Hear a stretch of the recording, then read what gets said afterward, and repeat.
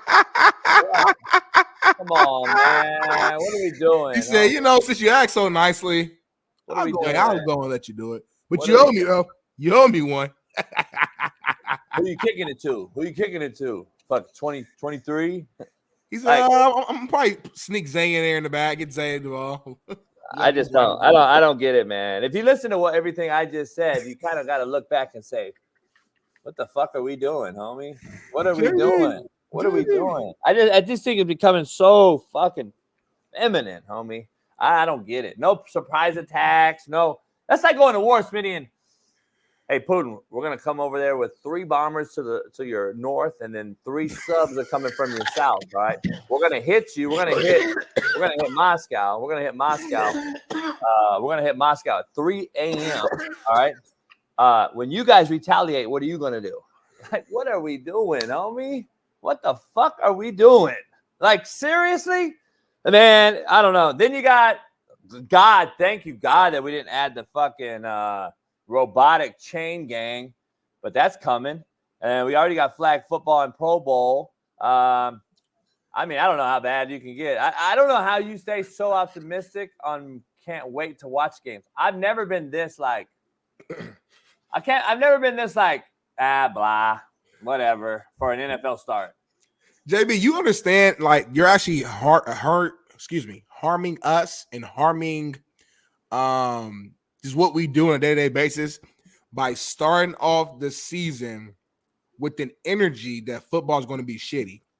Yeah. Because you, as a voice who thousands of people respect when it comes to the sport, when you say football is shitty, they're going to hop on your bandwagon and believe you. And if they think football is shitty, they will no longer watch football. If they don't watch football, why would they care about our football show? Everything's connected, homie. We need football. We need the shield, homie. Yeah, but they don't. They just go at me. They call me Negative Nancy and all that. You know what I mean? It's all good. One of your funniest bits for me personally, I don't care about nobody else, is when you talk about this kickoff. I don't know what it is, but because it's really silly as hell. Like the fact that you got to call the other coach and tell them that you're about to do an onside kick. That's insane. So please keep that bit up just throughout the season for me personally. Forget the ratings. Do it for me. Pause. All we're gonna do is watch. I'm sure I'll be doing some reaction show videos. I'll be up there breaking it down. It's gonna be fucking unbelievable. But Tuesday in the studio next week, there's a segment that we have for you, and it's JB's fastest 2 minutes on the board live. Don't miss that. That's going to be electric. We also got Darnell's dogs in the studio live at the big board. It's going to be even more electric, so you don't want to miss that either. Same day? Next week. We'll decide. Bailey's the lead producer. If he say it's on Wednesday, it's on Wednesday. He says it's on Tuesday, it's on Tuesday. Whatever he says is what we gonna do. We follow Bailey. Yeah. I don't know. Hey y'all, anytime JB like stares off and does his chin and just say, like, yeah, he didn't hear nothing you just said. Yeah. I mean, Smitty, tomorrow's game in Brazil, we're going to dive into that. But tonight, I'm going to look for Patrick Mahomes to dink and dunk, underhanded, same old shit. See if Kelsey can get loose. You're going to be all looking at Taylor Swift in the press box, and if she's really with Kelsey and if they signed an NDA and did a fake fucking agreement, you're going to be worried about that because I guarantee you that's all you're going to see on Twitter tonight is the fucking Swifties. It's becoming a mockery, and I'm trying to be positive here. T's and P's, baby Jesus. Baby Jesus, please help me. No Swifties tonight. No Kelsey mustache, porn mustache. I don't want to see it tonight. Please stay. Tomorrow night, please keep all our Americans healthy, safe in Brazil, one of the most crazy countries in the world right now. But Roger Goodell wanted to send him over there just to test the waters, apparently. Please don't wear green. Please, AJ Brown, don't come out of your apartment or hotel. And please make sure that that's the smartest thing to do, Roger Goodell, because you preach safety every day. I know it's all about safety, but then we'll go to a third world country. And by the way, AIDS is at an all-time high there. So please, everyone, strap up too. Take the helmet off your condom hat, off your helmet, and put it on your dick so you don't have HIV. High five when you return home. Amen, baby Jesus. So listen, when we do, oh, you all right? So when we do, you all right? When we break down tonight's game, as we will, Patrick Mahomes and Lamar Jackson, I can sense a struggle. I'm sure you can. I see a struggle. I mean, Sure you're playing against top two defenses.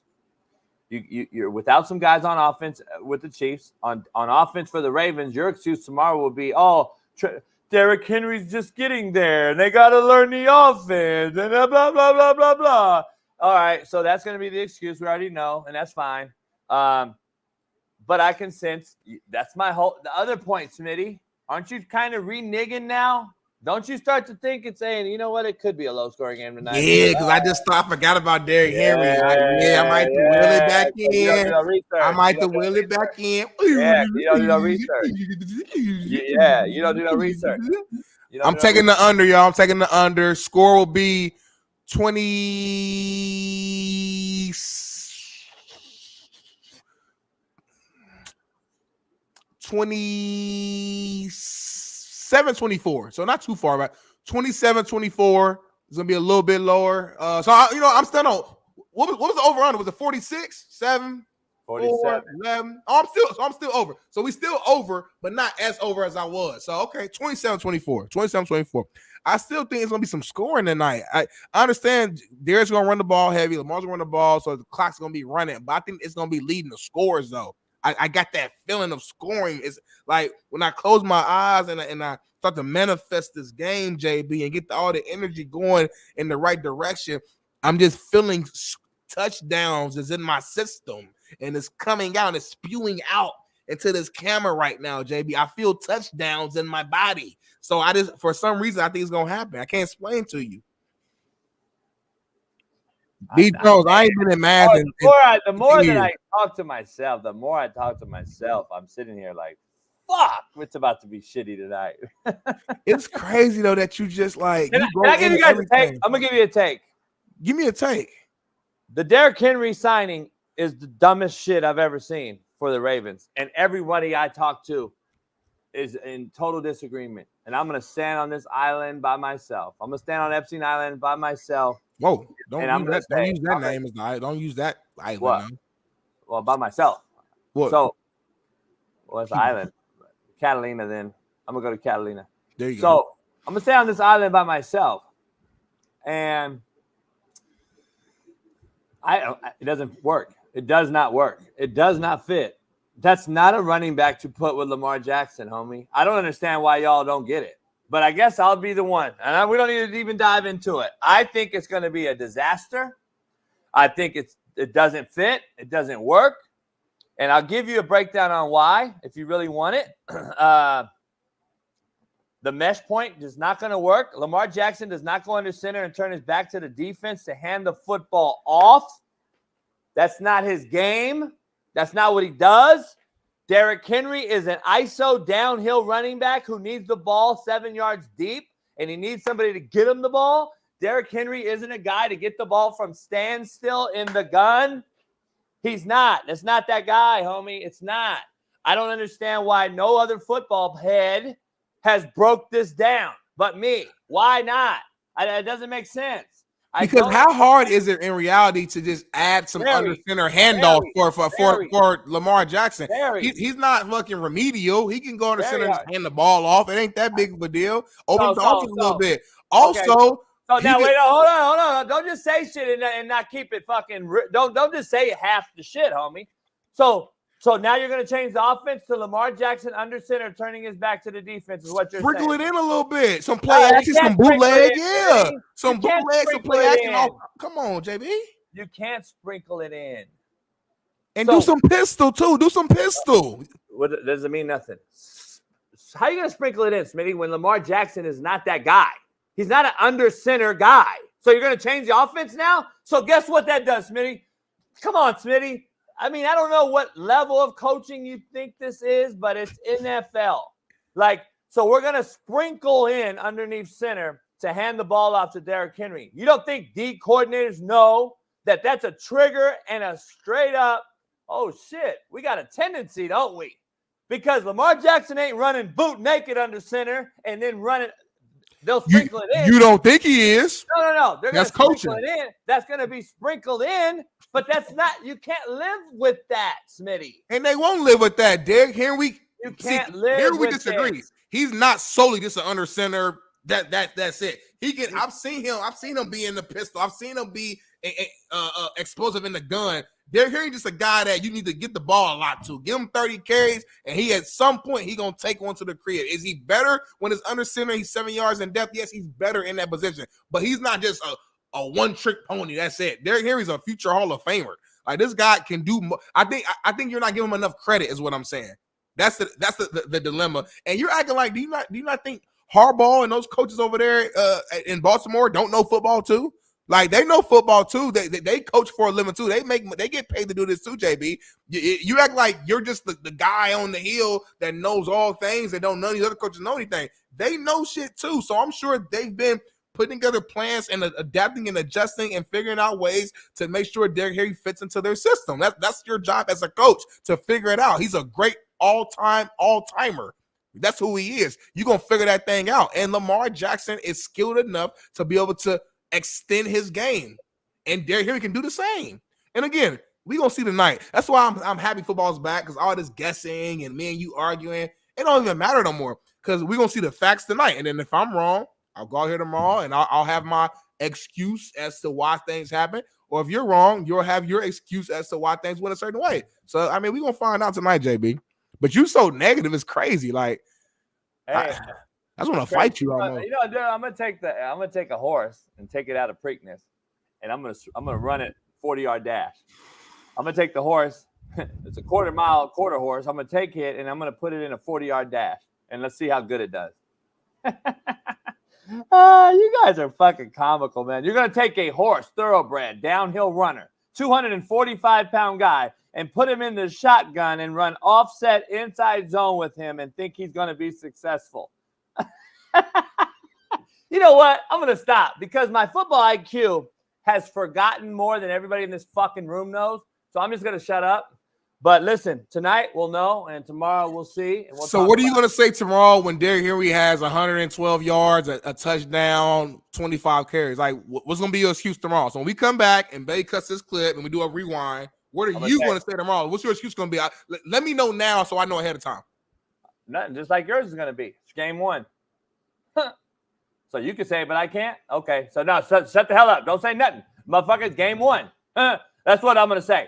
Game one. We got a long season to go. Don't get it twisted. So let's move on amicably. Don't copy me, brother. Don't copy me. Have your own answer.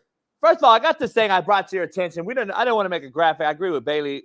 I want to stick more football this season, but we do a real show. And there's a trending thing going on with these females out here who are telling guys, in order to date me, you have to pay X, Y, and Z. I got to ask you, Smitty. I'm a single man. Right. I'm gonna put a disclaimer out there. In order to date me, this is what you have to do. The girls are doing it. Y'all are doing it, baby girl. Stop. Maybe not baby girl. She OG, but all you girls out there, you're doing it. Mm-hmm. You got to pay my rent. You got to get my nails did. You got to get my braids done. You got to do my feet. You got to do my lashes. You got to pay my cell phone. You got to pay my internet. You got to go take me to fucking Red Lobster that folded. Yeah. So I want my motherfucking, I got my rules. What's your rules, JB? This is what you got to do to meet my criteria, bitches. I got $3,200 mortgage, motherfucker. You paying that? Number one, you paying my $3,200 mortgage. Number two, I got $2,000 in car notes and a boat note. Y'all paying that? $500 in insurance for them motherfuckers. Y'all paying that? Then I got $1,000 in just gas going from the studio to the house. Y'all paying that? And then I don't want to go out to eat. I'm going to cook at the house. Y'all coming to my house. butt naked. That's on the motherfucker too. Then I got a bunch of other shit you ain't even reached yet. You know what I did? I just did my kitchen, motherfucker. I need you to pay for that shit.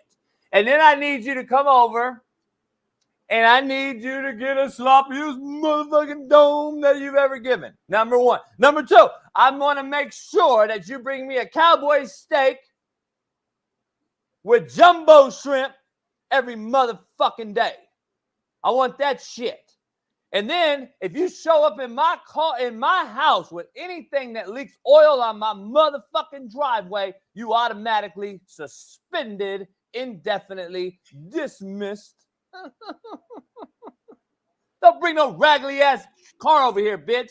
You talk all that shit that y'all want high and mighty, want all this shit from guys, but then you come on over in a motherfucking B210 Mazda leaking oil all over my motherfucking driveway. Get your motherfucking garbage asses out of here. Women, y'all got this shit fucked up. I got about $12,000 I spend a month, motherfuckers. You gonna fucking match that shit? Shit. Fuck out of here with that. I got a criteria too, Smitty. Shit. What's yours now? Go ahead, Smitty. Go.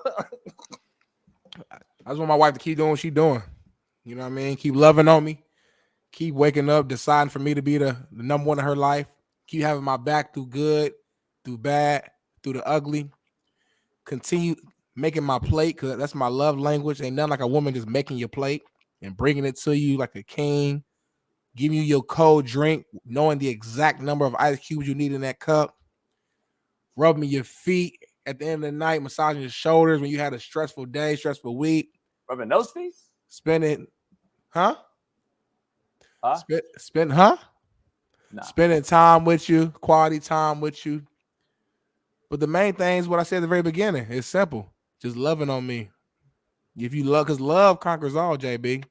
If you truly love your partner, then your actions will fall underneath that spectrum of love, and everything you do will be for the betterment of that person and their relationship. So, and you gotta be conservative thinker. Fuck all that. You can't come over here left wing, bitch. You ain't gonna get a shot. Damn, baby girl. I never would have thought baby girl would be that person. Like, you ain't rubbing your man's feet. Nah, she Puerto Rican. Homie, Puerto Rican, crazy as fuck.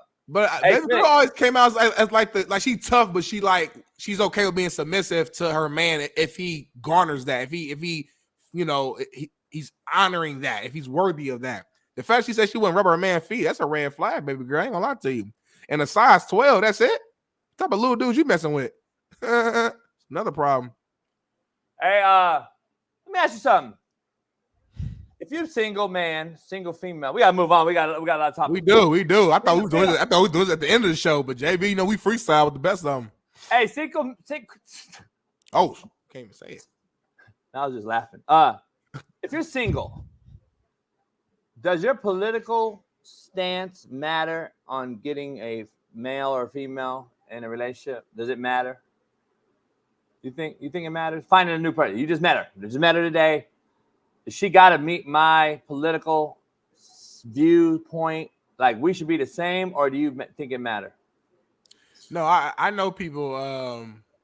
I know people care about this. I got friends who are single, and especially it didn't used to be. I'm telling you right now, it didn't used to matter. Well, I think people just didn't talk about it, so they didn't even know until later on. And then once it's later on, they already had a kid, they already been together for 9 months, whatever. Now it's too late. But now it's like a part of the initial conversation. Like, what's your thoughts on this policy and shit? It's like, damn, like, that's the issue. The world's changed. The world's changed. Let me tell you like that. The world has changed.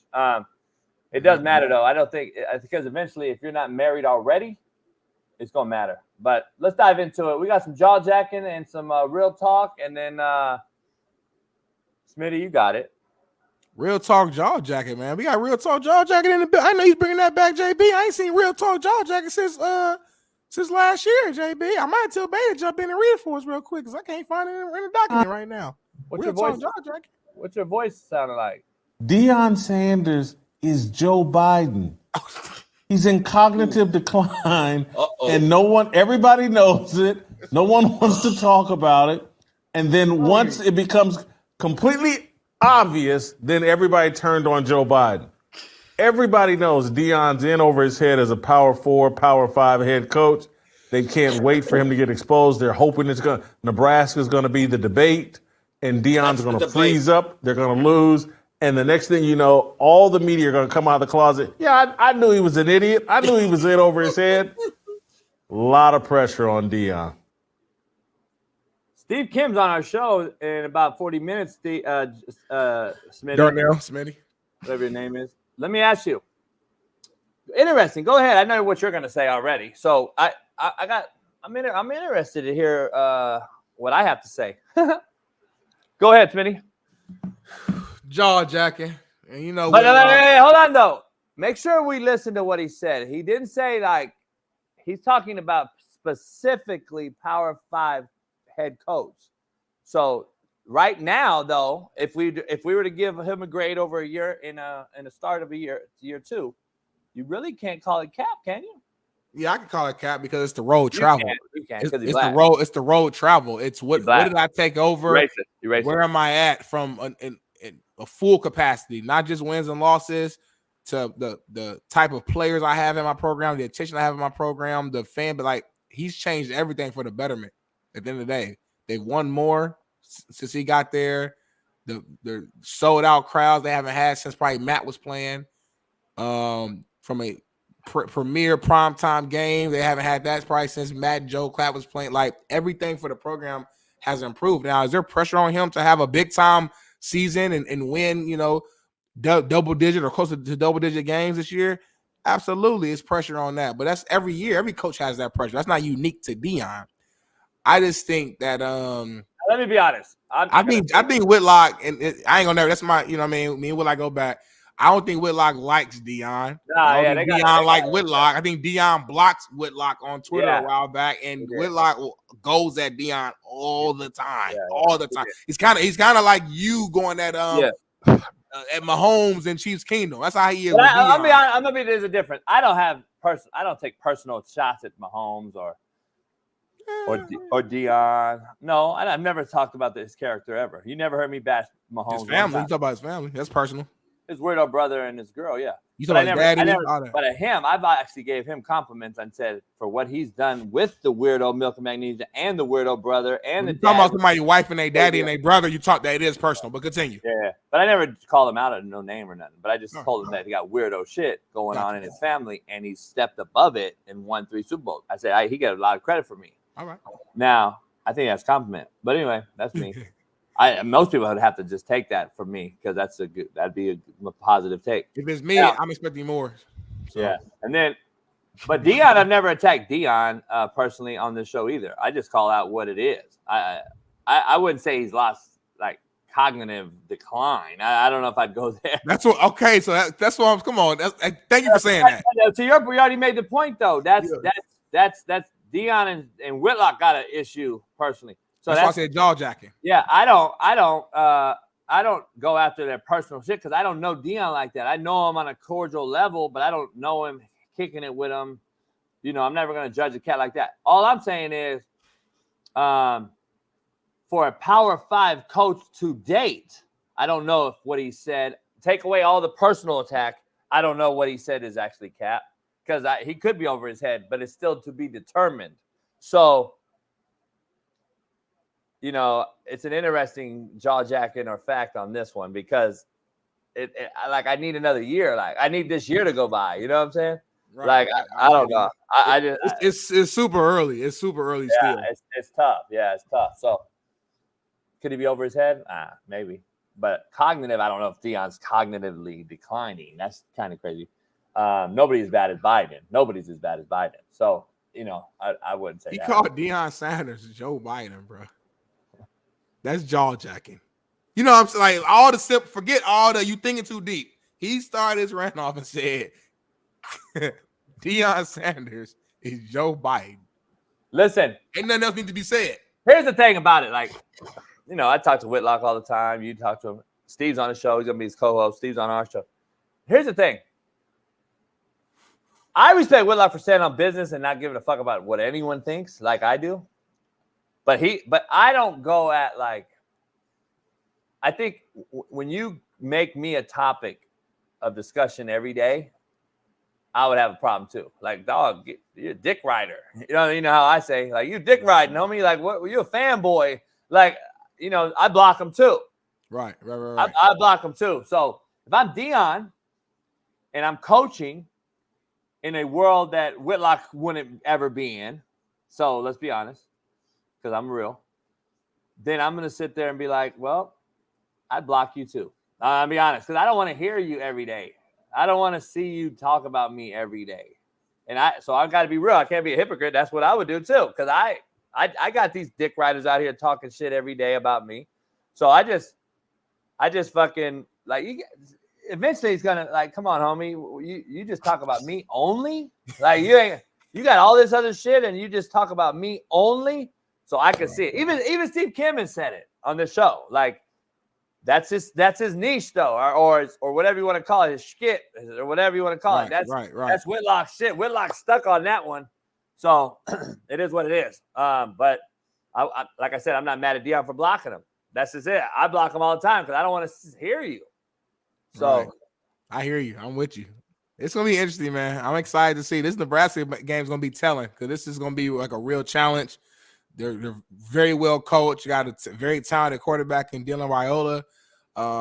And the way defense looked to Colorado in the game one, that kind of concerns me a little bit. But we're gonna see. It's gonna be a big time matchup, and I think we'll just learn a lot to see if Colorado has truly grown or if they are the same team as last year. So we'll find out, though. What's your take before we go to commercial? What's your take with this Redskin thing?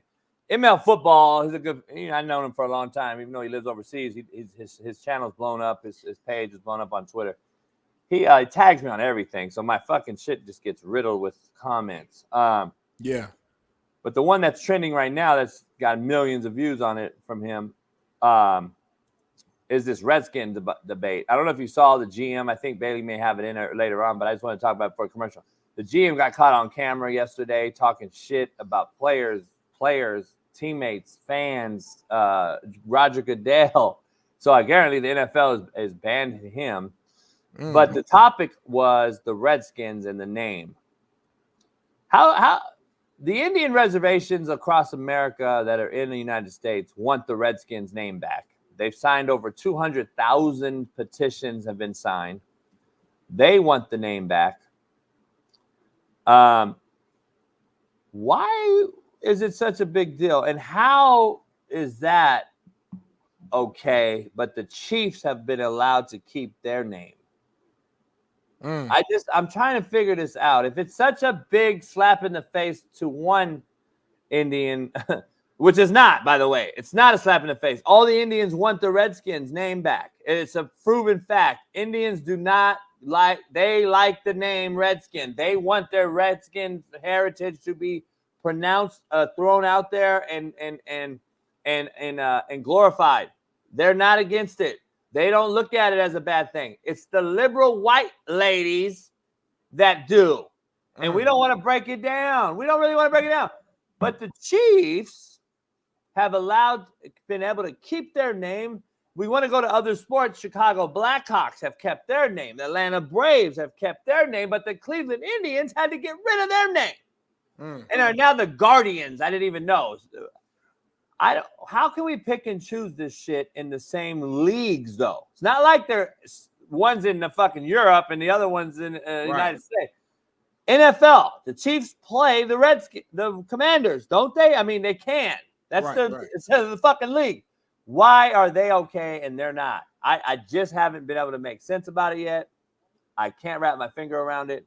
It's a trending topic on social media. To me, it makes no sense whatsoever. The team should be able to have that name. The Indian reservations want that name. Gorgian's up in Canada. He understands that one of the most glorified names in CFL history, the Edmonton Eskimos, had to change their name to the fucking Elks. They didn't want that. They didn't want that. Chris Jones, before he got fired, a good friend of mine this past season, the head coach, he didn't want that. He still wore Eskimos gear at practice, and they told him he got to take it off. He was the head coach. This shit is unbelievable. I don't get it. It's a joke, and I just want to make it make sense, Smitty. But we'll have to bring that up later on another day. Right now, Bailey's going to take us to a commercial, and we'll be back after that. Pound that like, subscribe, and go to winnable.com/slap-picks and subscribe. Become a member today. Peace.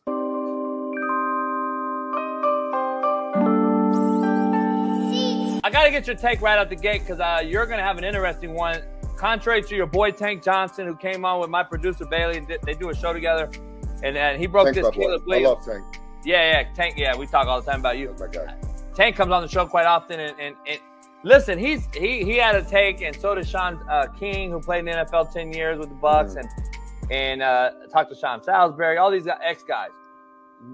He came in, apparently Caleb did as a rookie, and addressed the team. And you and I spoke about this, and I want everyone to know your take because their takes are quite going to be, I think yours is going to be a little different than them. Break down Caleb addressing the team as a rookie who hasn't played a down yet, and saying, pick up your shit. I like it, man. You shouldn't have to be told to pick your shit up in the first place, in my opinion. You're a grown-ass man. If you're in the facility and you have a water cup or whatever, pick it up, throw it away. I have no problem with that. You know, he gained some respect from me by doing that.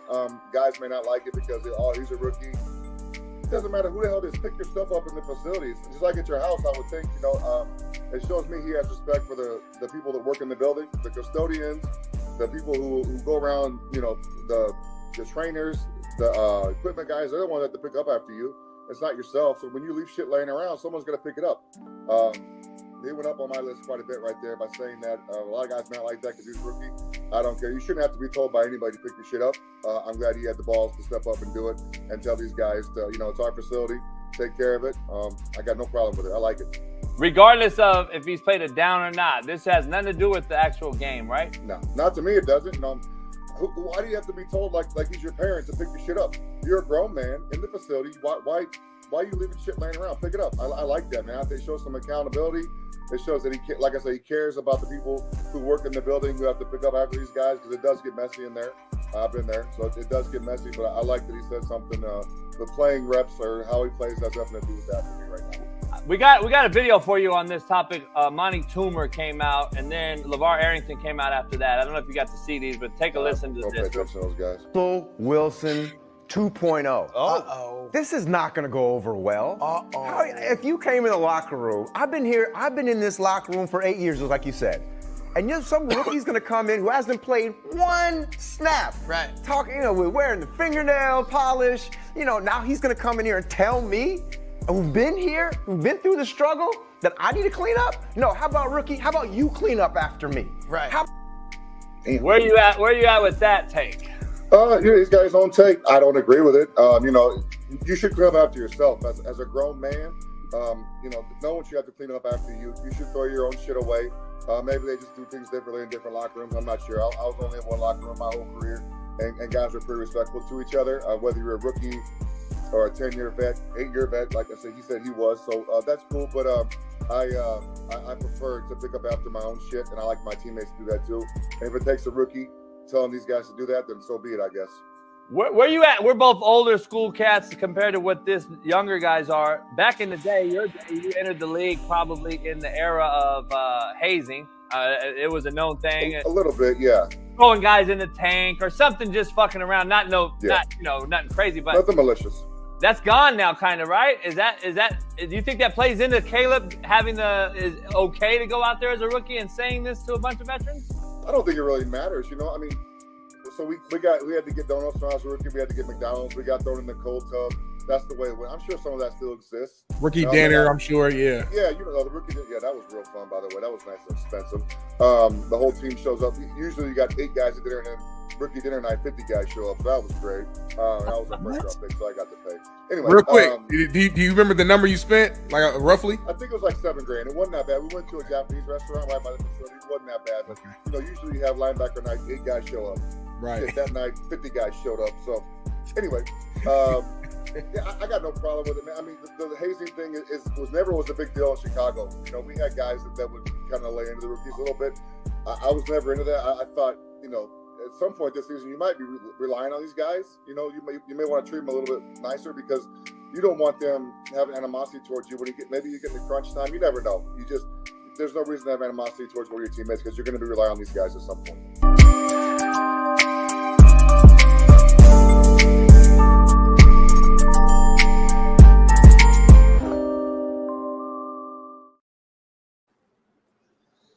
We are back in the building. I gotta prep this real quick. Pound that like, subscribe, become a member today. By the way, I'll be on Whitlock today, so tune into that one. So we'll see.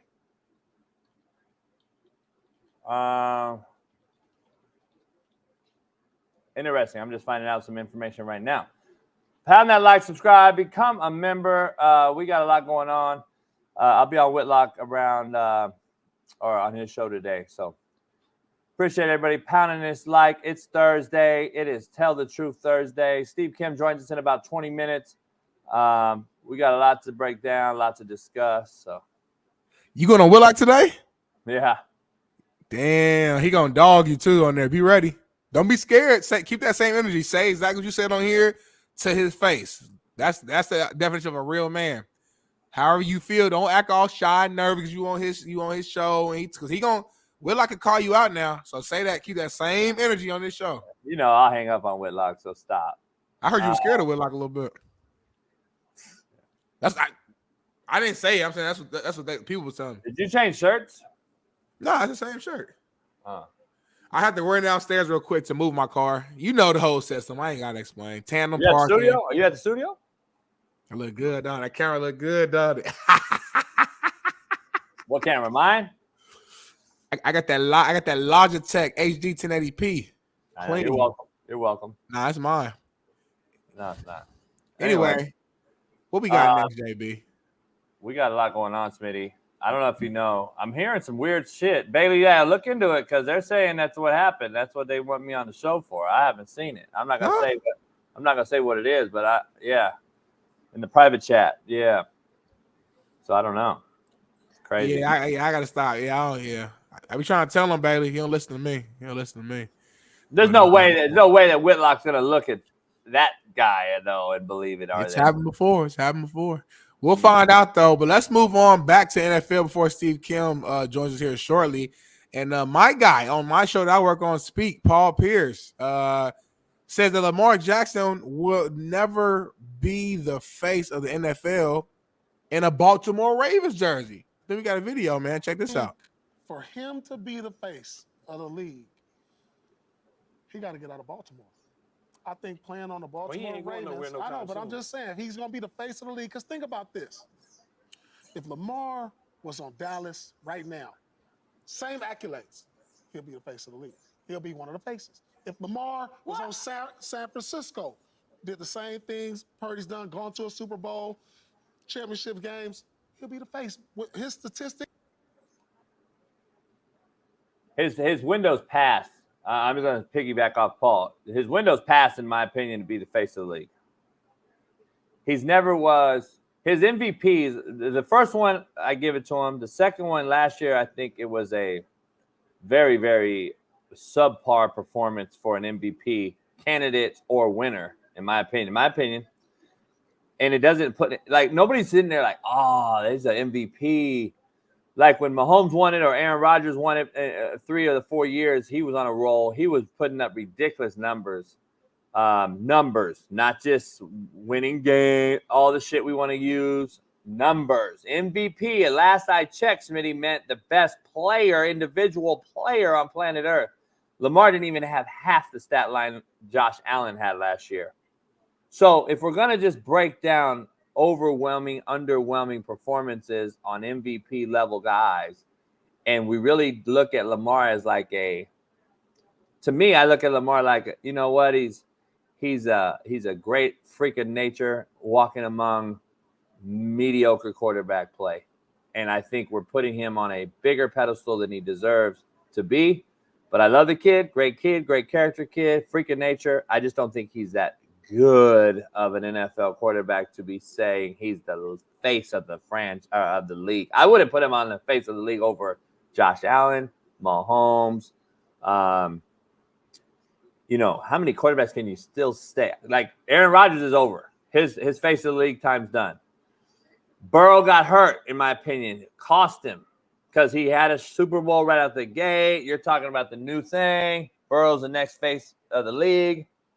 Lamar just kind of is as a big name guy like he is. He's kind of, I could be wrong, but I don't believe that the fan base really looks at Lamar like he pops out, like he's the motherfucker. Like, I don't know. I think Deshaun Watson was on his way.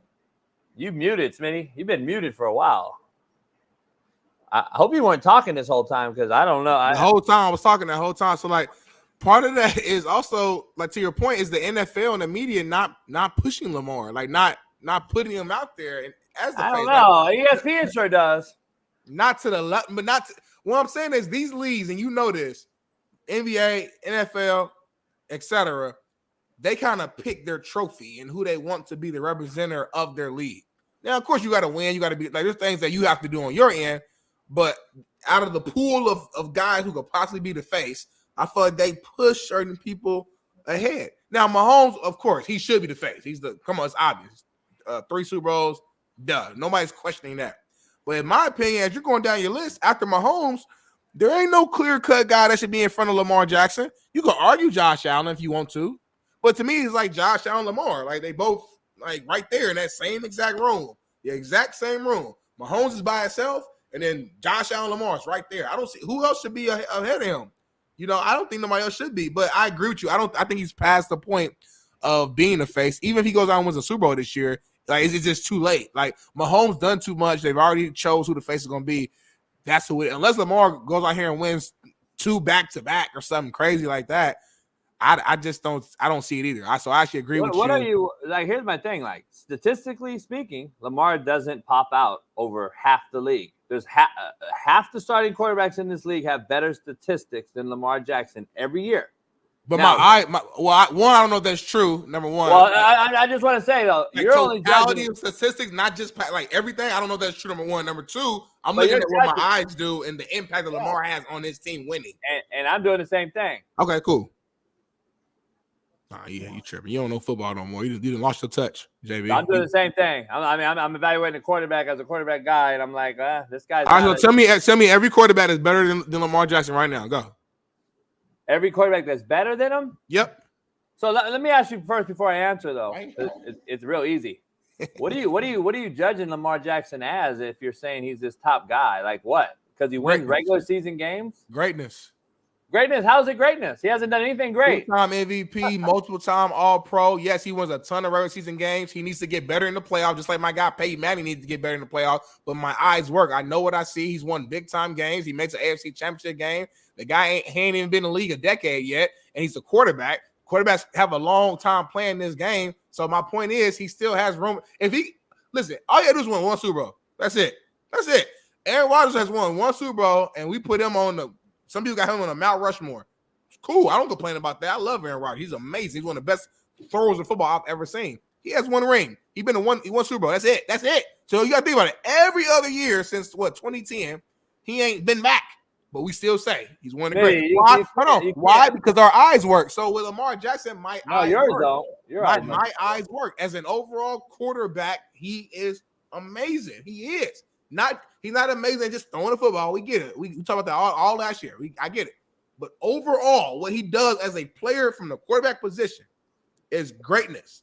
And the Ravens would not be who they are without this man. So when you are a top team in the league every single year and you're the best player on that team, what the hell am I supposed to do? All right, so look, the chat comes at me because if I ever thought a black quarterback was any good, blah, blah, blah.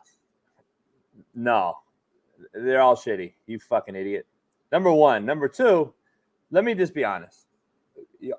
Cats can't handle the truth. They turn it into a race card game. Like, what? Ignore the chat. We know you're not racist, JB. Come on.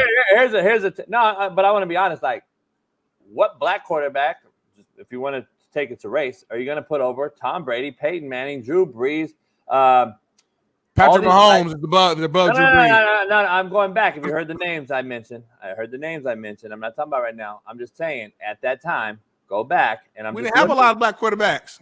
What do you mean? We've had all kind of black quarterbacks.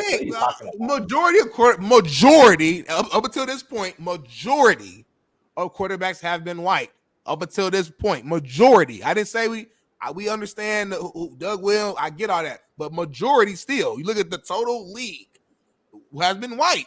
That's a fact. That's not even like an argument. So okay, timeout. We don't have a large pool. Okay, number one. I'm not gonna get into a race thing because it's stupid. Yeah, I don't want to talk about race at all. But I'm saying, but like, if you gonna ask the question of who, I'm like, that's not a fair question because majority have been white. So like, that ain't even like a fair question. This is the most black quarterbacks we probably ever had ever, like at one given time. And they're making my point then. So anyway, so I got less blacks to choose from, more whites to choose from, is what you're saying. Right? Historically, we've had we've had more white. We've had more white quarterbacks. Yes, that's what it's been historically up until this point. It's starting to shift now. I remember a lot of black quarterbacks in the NFL. I remember when it was Donovan McNabb, Dante Culpepper, Mike Vick, Warren Moon. I remember like about 10 black quarterbacks were starting in the NFL. This was way back.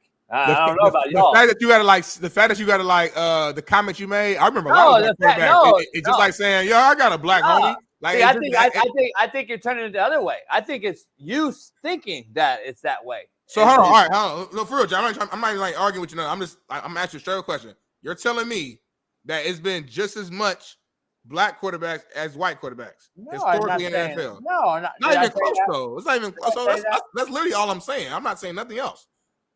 All I'm saying is, of those black quarterbacks, which one were better than Peyton Manning, Tom Brady, Aaron Rodgers? See what I'm saying? But of any race, of the other whites, who's better than what type of question is that? That's like saying of you're taking the best quarterbacks ever. Like you're taking Tom Brady and Peyton Manning, who's on my Mount Rushmore. Like, so I don't. I guess explain to me what are you trying to prove? Like, what are you saying? Because now I'm confused. I don't know how we even got to race in the first place. I'm just addressing someone in the chat. What I'm saying is, chat. Not everybody, but the people who control. What I'm saying is, you compared Lamar Jackson to Aaron Rodgers, not racially, but you're just comparing the two. And I'm like, holy shit, dude. 4-time MVP, deserving MVP, and the best deserved. Stop, bro. I'm not let you do that. Hold on. No, best ball spinner of all time. Best ball spinner of all time. So best dual threat quarterback of all time, Lamar Jackson. Keep going. No, he's not. He's not better than Michael Vick. Stop. Yes, he is. No, he's not. Vick will tell you that. Mitty, your eyes don't work then, homie. I mean, like, your fucking eyes don't work. Don't tell me your eyes work and they don't. So Lamar Jackson can throw the ball like Michael Vick? How many MVPs did Vick win? It don't matter. Look what happened. It do matter. I'm asking you a question. How many did he win? It do matter. Hold on, homie. You're not gonna say Aaron Rodgers 4 MVPs matter, but Lamar's 2 don't matter. But then Vick, you all over the place right now, homie. Do they matter? Or they don't matter? No, I don't. I'm not all over the place. You know what I'm all over the place with? Why RG3 got a fucking job at ESPN, homie? Maybe because he's a DEI hire. And he don't have a job at ESPN. He got fired. Yeah, no shit. Next, try again. Maybe no DEI hire. Stop that. Hold on.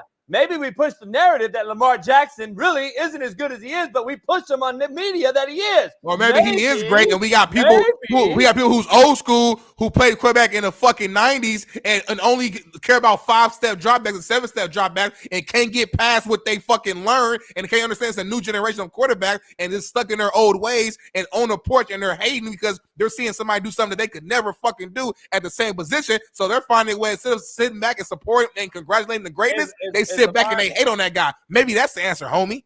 Is Lamar Jackson better than Warren Moon? I'm not answering that question. I don't know. I really don't know. Is he better than Randall Cunningham? I don't know. Is he better than Steve McNair? Yes. Overall, yes. I watched Steve McNair, so is he better than Donovan McNabb?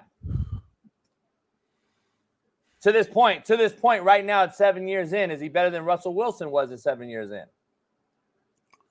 At 7 years in, ooh, is he better? Is he better? He's better than Russell Wilson. Yeah, he's better than Russell Wilson 7 years in. Yes, Russell Wilson had when we talk about the top 5 defenses of all time, we put that defense in there.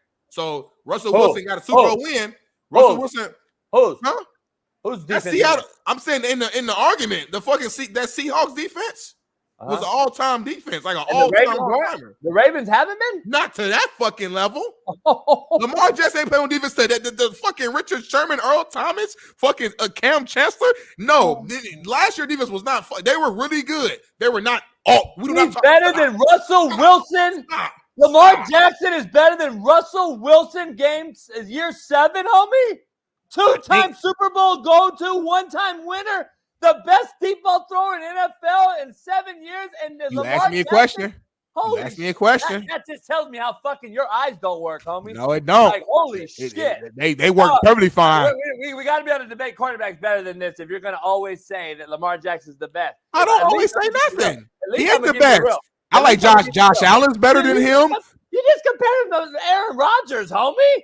What are we talking about? What are you talking about? I hate when you do that, JB. Anytime I bring up another player, I'm not comparing them in the sense that I didn't say Lamar Jackson throws the ball like Aaron Rodgers ball. Come on, homie. I'm saying we judge certain guys differently. That's why I brought the name up. I didn't compare them like they're the same guy. Come on, but you said better out your mouth, homie. I didn't say it. You said it. What? You said he was better out of your mouth. I didn't say it. You said you said Lamar Jackson's better than Aaron Rodgers. No. Hold on. I didn't say that.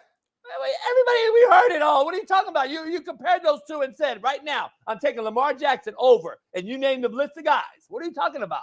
Well, right now, hold on, time out. We all over the place. I asked you to name me the quarterbacks better than Lamar Jackson. And you never named it. You hopped all over the place. No, I was talking about the guys you mentioned, and I was going in order. So that's all I was doing. I'm gonna get to my guys, but we're talking about the face of the league, and I said we're past it for him.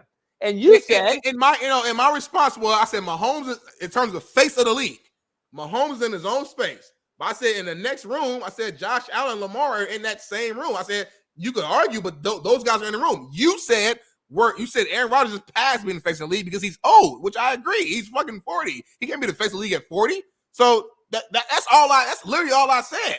All I asked you was what black quarterback was better than Rodgers, Brady, and Manning in the era I was addressing a fucking chat boy who was calling me racist.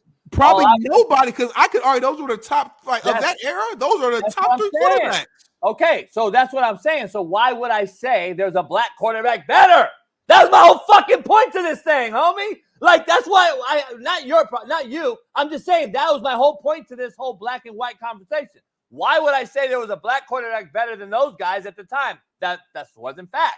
The three white boys were the best at the time. So how is it a race baiting situation? Not to you, to the crowd. So that started this whole That's probably why I was confused because I didn't see the comments. So that's probably why I was confused. So that's what started this whole conversation. Then you went to Aaron Rodgers, Lamar. You take Lamar over him right now, blah, blah, blah. And I'm sitting there like, dog, Lamar Jackson is not even better than CJ Stroud right now. Like over years, maybe, yeah. But right now, my eyes work too. CJ is a better quarterback and he's going to live longer in this football NFL season than Lamar Jackson will. I'm just telling you right now. I said it last year as a rookie.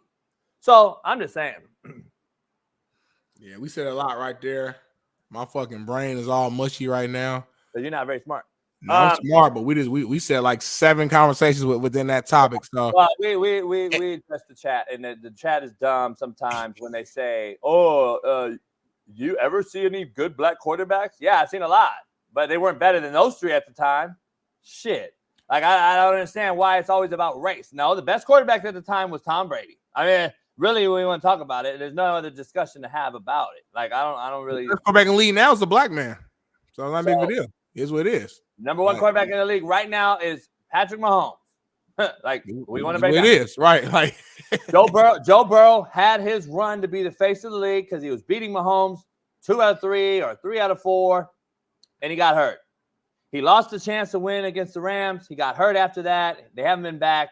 So his face is gone. That's the original topic of the discussion, getting back to level playing field here. Then I said Josh Allen hasn't won any meaningful games yet. Can't be the face of the league, in my opinion. Statistically, yeah, he can. Figuratively, he hasn't won a Super Bowl or to legitimize his name. I don't believe he could be. Justin Herbert hasn't busted a grape in a fruit fight yet. Trevor Lawrence, we don't know if he's a bust yet or not. And I'm just talking guys that have been paid. We know Daniel Jones is not a top echelon guy at this point. We know Tua. We can talk about Tua. He got paid, though, Smitty. Tua got $12 million. To me, no way in the world that he's going to be the face of the league. Mahomes, even though he's continuing to win Super Bowls, is he the face of the league?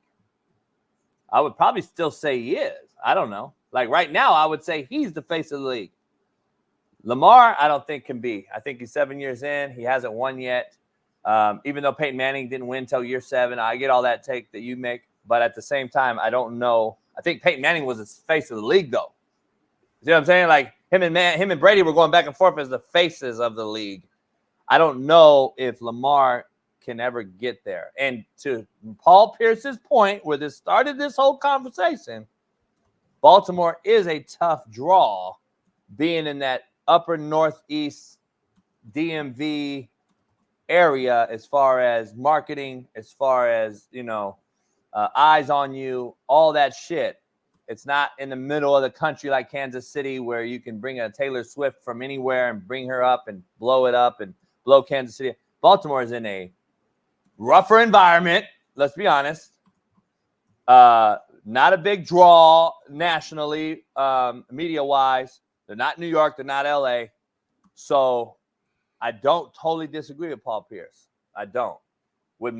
Miami would be the place for Lamar Jackson. I think Miami would blow him up. Being back at home, yeah.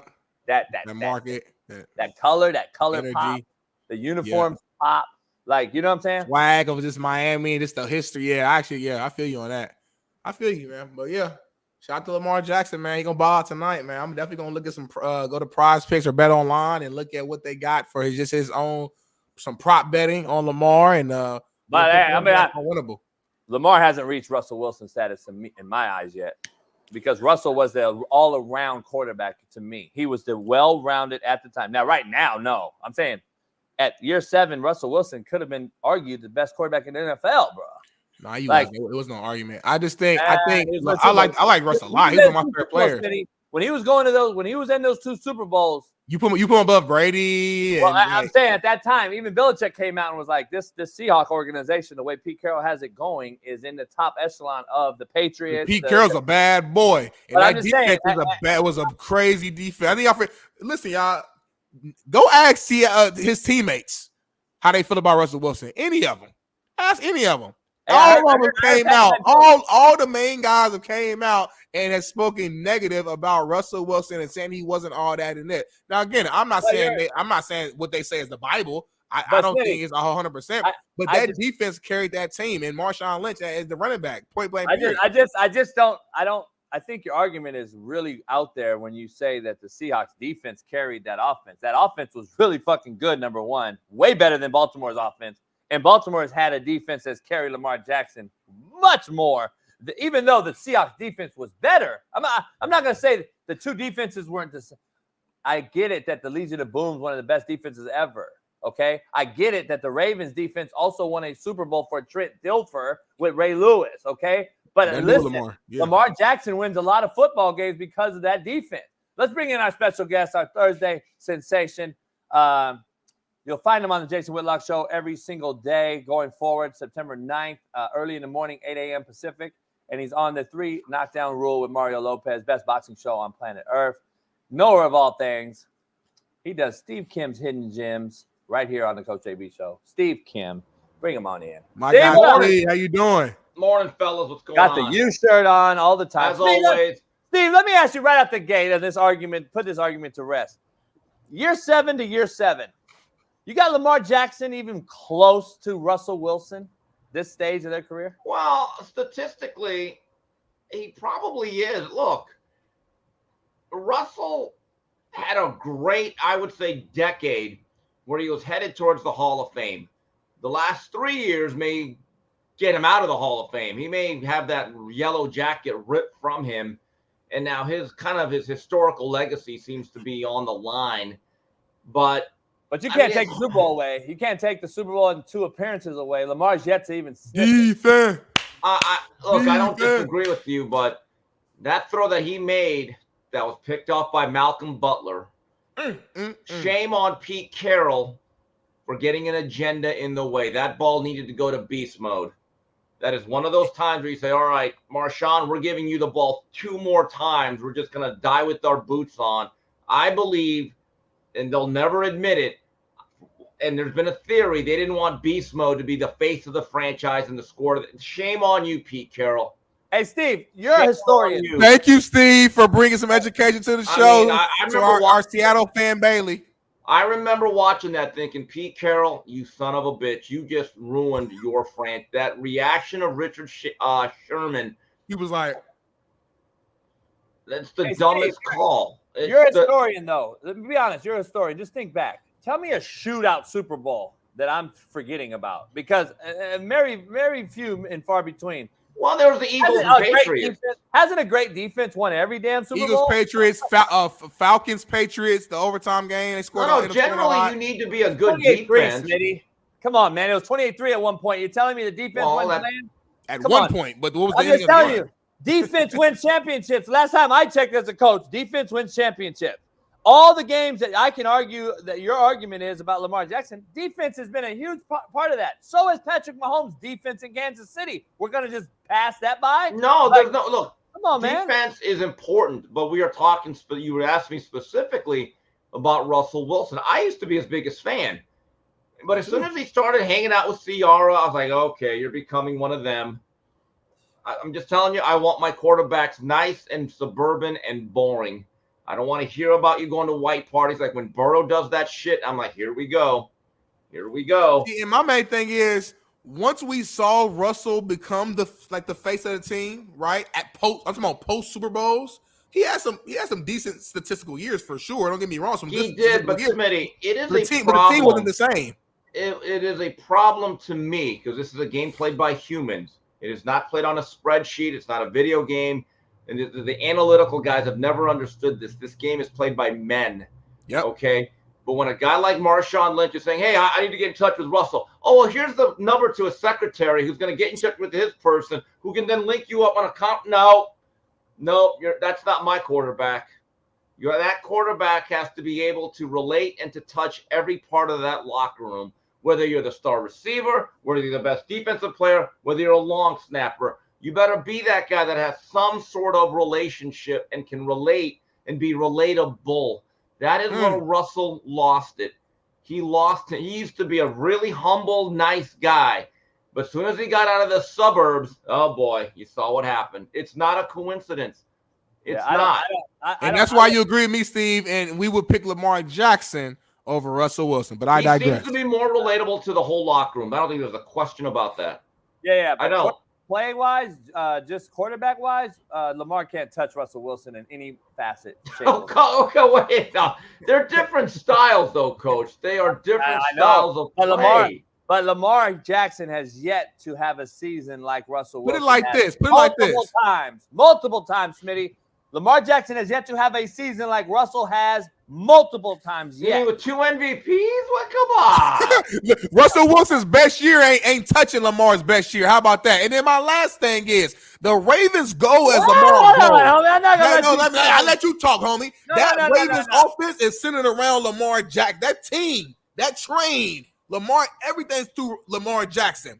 That Seattle team was through fucking Richard Sherman, Earl Thomas, Cam Chancellor, Bennett, and that defense. I'm done talking. You don't know enough about quarterbacks. I can't even argue with it. I'm going to be honest, Steve. Russell Wilson, year 7 threw 35 touchdowns and 7 picks. When's Lamar done that? 2019, he threw 33 touchdowns, led the league in passing touchdown, and then he ran for an additional whatever, and then make it make sense, homie. I mean, Coach, the guy has 2 MVPs. Now, we could talk about his playoff performances, his lack of a Lombardi. I get it.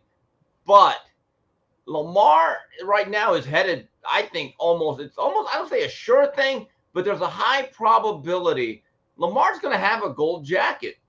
He's going to have a bust in Canton. He is. You know damn well, you and I both know that MVP last year was an RG3 type of ESPN hire. That shit was DEI MVP. Get out of here. That's racist. Stop playing that. That's racist. He had the worst fucking stats line of any MVP in the history of football, and we're calling him a great player. Come on, Steve man. Kim, you are a historian. Could you please remind JB that my all-time favorite quarterback, one of his 4 MVPs, Peyton Manning, had a year that people could argue that wasn't that phenomenal statistically as well. And I think it was a year he threw like 24 touchdowns or like 10 picks. It was okay. It wasn't phenomenal. It's about that individual season, though. It's about who he was the best player on the best team, period. Conversation closed.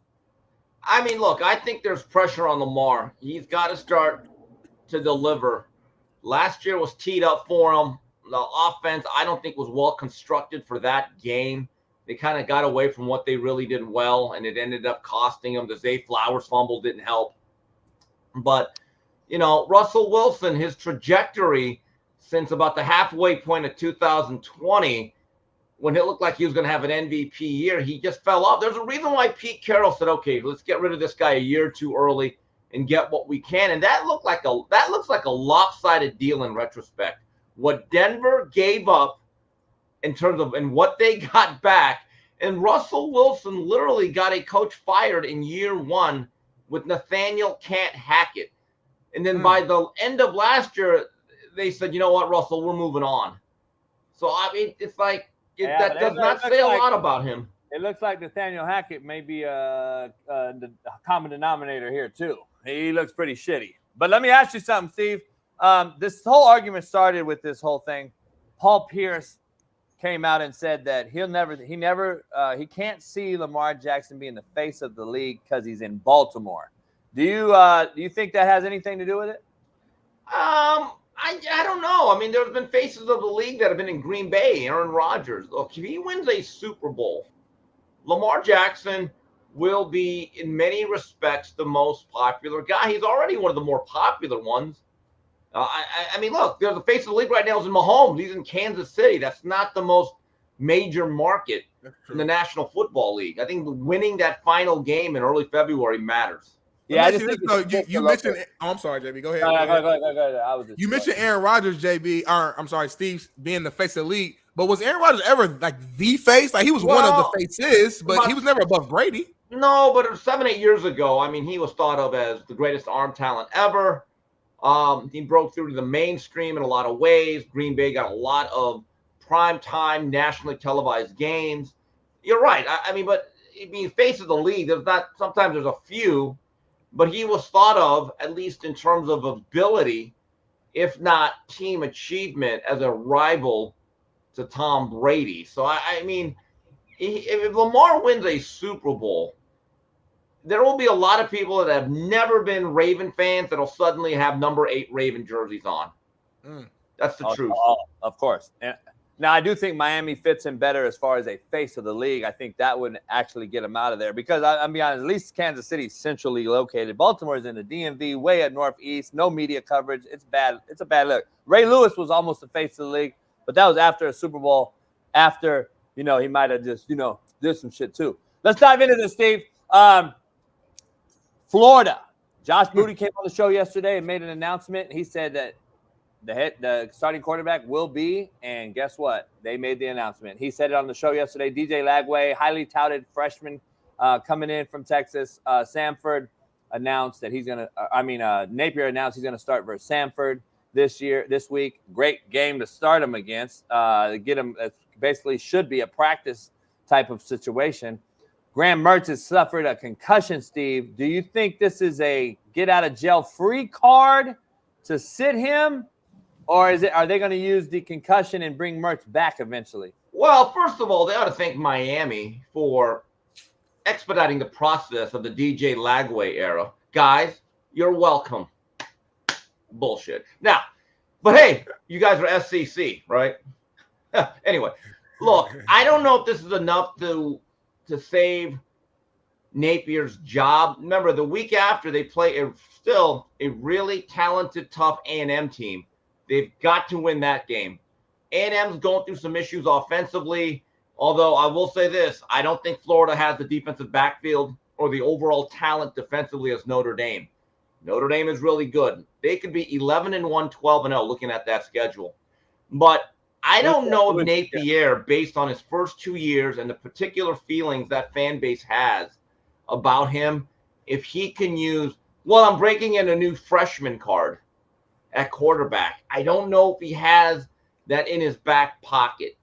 The other issue is if Napier leaves, though, I believe Lagway probably becomes the most highly coveted young player on the transfer portal market. And there's already been speculations over which programs would fit him best. So it's kind of a catch-22 there in Gainesville. Now, let me give you my perspective, Smitty, real quick as a coach. If I'm looking at through this glass half full, half empty look, and I know my job's over. If I'm Billy Napier, he has to know, and his agents are already on the phone. I promise you that's how it works. His agents are already writing either A, a resignation letter, or B, accepting a firing letter already, meaning they're prepping his future, whether he's NFL or a coordinator job somewhere or what have you. But to play it safe, this is a great job and move by him because he has nothing to lose. If Lagway goes out here and accept his job, he saves his job. He saves this dude's job if he goes out and wins 6, 7, 8 games in this schedule. Billy Napier could be in the coach of the year. Coach. Like, They win 7 or 8 games with that gauntlet. He's coach of the year, right? He's coach. No, millennium, not year. I mean that's the toughest road trip since. I mean, I remember when the Filipinos, when they were jailed by there was a great joke by Curry Kirkpatrick when UCLA in 1985 they played like every team in the top 10 in Walt Hazzard's first year, and he talked about what a tough road it was, and he compared it to the trek of the Filipino prisoners of war by the Japanese. I forgot what it's called. It's one of the funniest lines ever. I look at that schedule. All right, Sanford is a game that they're going to win. They have one other game where I think they're going to be the favorite. Everything else, but that's what Billy can sell. Hey, guys, I'm breaking in a new quarterback, youth movement. This is the future. And if I get fired, you may not keep that kid. See, that's what he could sell. The Baton Death March. That's what it was called. Curry Kirkpatrick said UCLA is on the toughest road trip since the Baton Death March.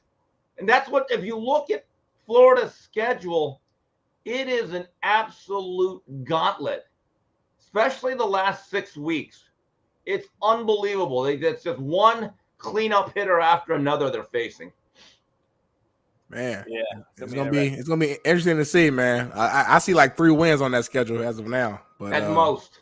I know Smitty has a boxing thing for you before we end this thing with football because we got NFL starting tonight. We're gonna have to dive into that with you, but we got a interesting thing, and I want Smitty to do it because Smitty knows more about this boxing. But I talked to Pat Perez last night about this, and I'm interested in getting your take. Smitty, go ahead. You know more about it than me. Yeah, now let me read the tweet for all the audio listeners. Big Turkey Alex Sheik, I think I'm saying it right, has declared that he wants to lower boxing pay-per-view price to $20 worldwide, and said that the Artur Beterbiev and Dimitri Bivol pay-per-view will be $15 worldwide on October 12th. People watch illegally because the price is too high, and if good fights with a good price is there, then it will increase the fan base. Steve, how do you feel about this? You think this will work? You agree? Steve, before you answer, is this guy so smart that he's out thinking this thing, or is he that smart where this could be a huge thing? Well, Turkey seems to be an intelligent guy. I mean, look, a lot of people are going to steal it regardless, but the reality is the pay-per-view price outside of America is generally really cheap in comparison to the U.S. I mean, that Canelo card in a couple weeks, which I'm not thrilled with, I have to watch it because it's my job, is almost $90. And I'm thinking that's ridiculous. You are begging people to go to the Fire Stick Army and to never pay for another event. Also, the better be a Bivol fight. It's interesting. It's pay-per-view in somewhat outlets, but ESPN Plus is showing it, quote unquote, for free with their subscription on that particular day. They're not going to show the whole card. They're only going to show the main event, which I'm fine with. I can catch the other stuff later. So I like the idea of it. Look, when boxing went to a pay-per-view model about 40 years ago, they did not understand the slow churn that they were doing in terms of chipping off that audience. Because instead of fights being on either a closed circuit, which you still had to pay for, or network TV, you slowly started to create an erosion because other sports and their big games are not on pay-per-view. People have to understand one thing about pay-per-view. It's actually the smallest platform that you can perform on. And this is where the NFL has to be careful. If they want to start putting games on Peacock and Netflix, there's still going to be some people that aren't going to pay for it. Like, I don't want to really have Peacock regardless. Those games like on Friday in Brazil, where they're holding all the Eagles players hostage in their hotel for their own safety, I'll just watch that on YouTube later. I'm good with it. I'll watch SMU against BYU on Friday, and then I can catch the highlights of that other game on YouTube. They have cut-ups. Channels are dedicated towards it. You have to be very careful because while it's the most amount of money that can be made, if you get enough sales, you generally start to really, I believe, minimize your audience over time. Yeah, it's going to be interesting because you're the opposite of me. I need to watch it now because I'm not patient enough to go back on YouTube. Yeah. I got to watch it now, but again, it's crazy. So tomorrow's game is only on Peacock. Tonight, it's either Peacock or NBC. Right, and that's a difference. And, and I think there's a couple of games on Wednesday this year because I think it's Christmas and that Netflix is going to have. And so now you have teams, and Warren Sharp talked about this in his preview magazine, which I think is really interesting. You have teams now playing 3 games in like 12 days. Yeah. That's crazy. I mean, where's the player safety? I mean, this is where the Players Association and the union lose me. They talk all this shit and they allow this to happen. They don't even. I've wondered about this as I'm watching Hard Knocks. Okay, I still watch it. I've watched every episode they've ever done since 2001. Why doesn't the Players Union, if it really is about a brotherhood and creating more jobs, say, hey guys, why don't we expand rosters to 70 players? This way, the short weeks, we have more players, we have more depth. We don't need to rush players back. They're making more money than ever, but here's the problem. The players do not want to share the wealth. That is the problem that they have. And in my view, this is a betting trend that people are now talking about. Teams coming off short weeks or that do not have enough rest compared to their opponents, there's a strong hit rate on those games. If you're going to gamble, look at that particular dynamic. How much does anyone know how much the red zone is on YouTube TV this year? I heard it's gone up. I haven't even checked it. I got to get it because Sunday Football Palooza is going forward. I gotta get it too. Or I'm gonna get the stick. My boys all got the. I'll get the stick too. Shit, announce it right here. Okay, I'd place a fifth on that one. Steve, I'm gonna be on Whitlock today. He just texted me. I'm gonna go on there today. There's something brewing in the news, I guess. But it's interesting. Football starts tonight, Steve. I started the show off with a little lead-in that it's going to be different. Kickoff rules, onside kick. I got to call the guy and let him know I'm an onside. What are you looking forward to tonight as far as, or maybe just give me your expectations, especially with all the hip toss, tackle. We got all these things to look for. I expect a slower game because of it. Well, the kickoff rule's terrible unless all the special team coaches have been holding back their schemes for this new fangled thing. I think it's a disaster. I watched it the first week of the Hall of Fame game. And I said, this is terrible. Nobody really asked for this. I don't even think it's needed.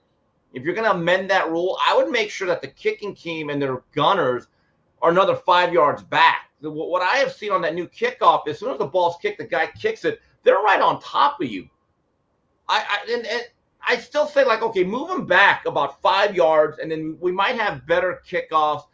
Or maybe the real returns and whatever they do in terms of the blocking formulas are going to change. I don't see it.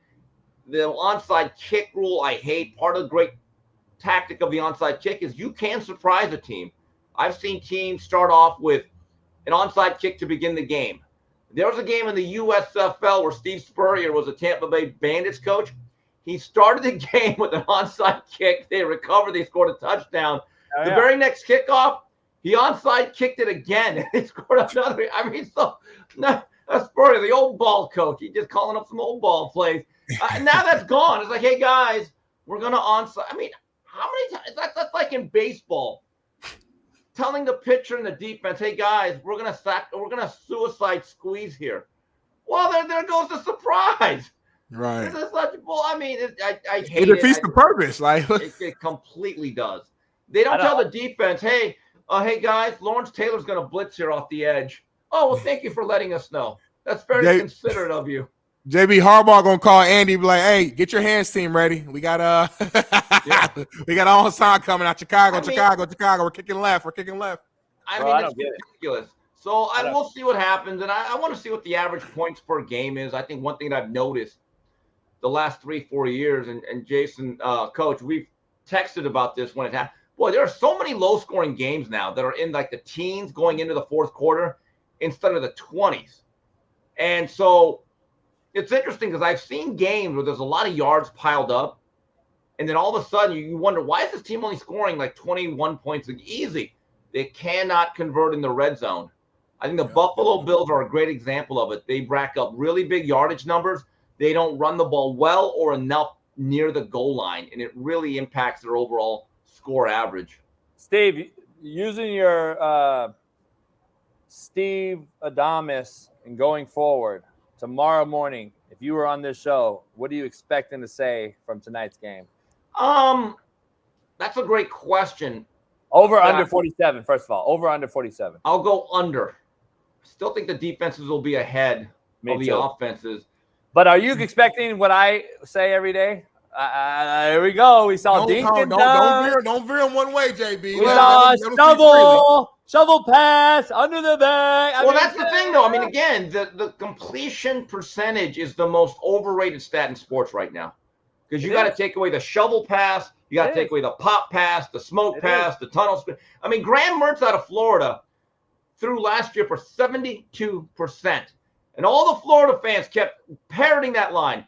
And I'm thinking, hey guys, if you did what Florida did, every quarterback in the country would really throw for 70%. That's why if you go back, Steve, to the people that I discuss in football, like the Dan Marinos and Troy Aikmans and Steve Youngs and Montanas of the world, percentages mattered. There was no bubble screens and smoke screens and all that shit. We were throwing dig cuts off the outside backer versus cover 3 on time. Time. Here's what I want to see. We talked about this months ago. I don't know if Derrick Henry is a great fit. Thank you. The way Baltimore runs the somebody ball. Somebody else knows football in here, Smitty. Well, it wouldn't be me. I'm just making an observation. But here's the thing. I actually went back. I did this about 2 months ago. I went back and I watched the highlight reel of like the top 100 runs of Derrick Henry. A lot of their stuff, not all of it, but a lot of it, probably more than most of the National Football League, Smitty, they still did under center downhill ISO with Tannehill.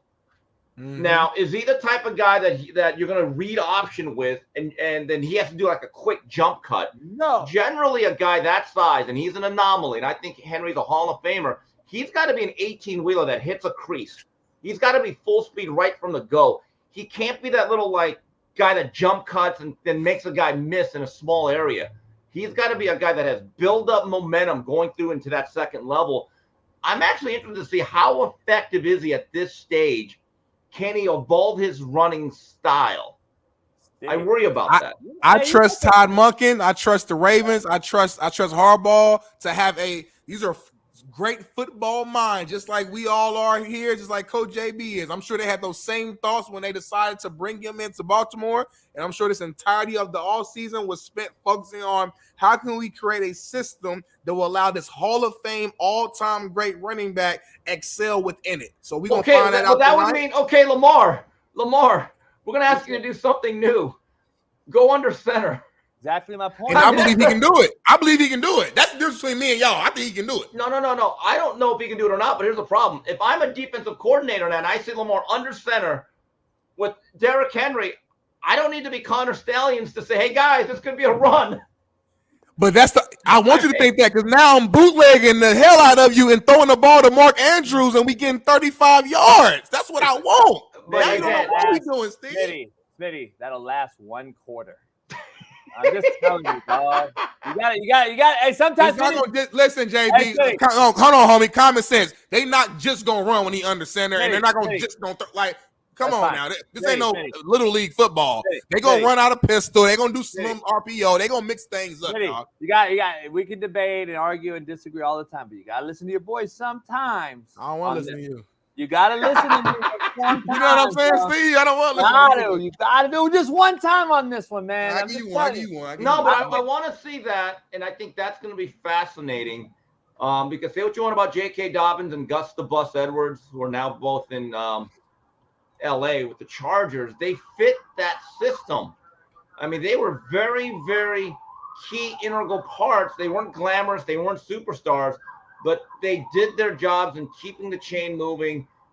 They had pretty good yards per carry.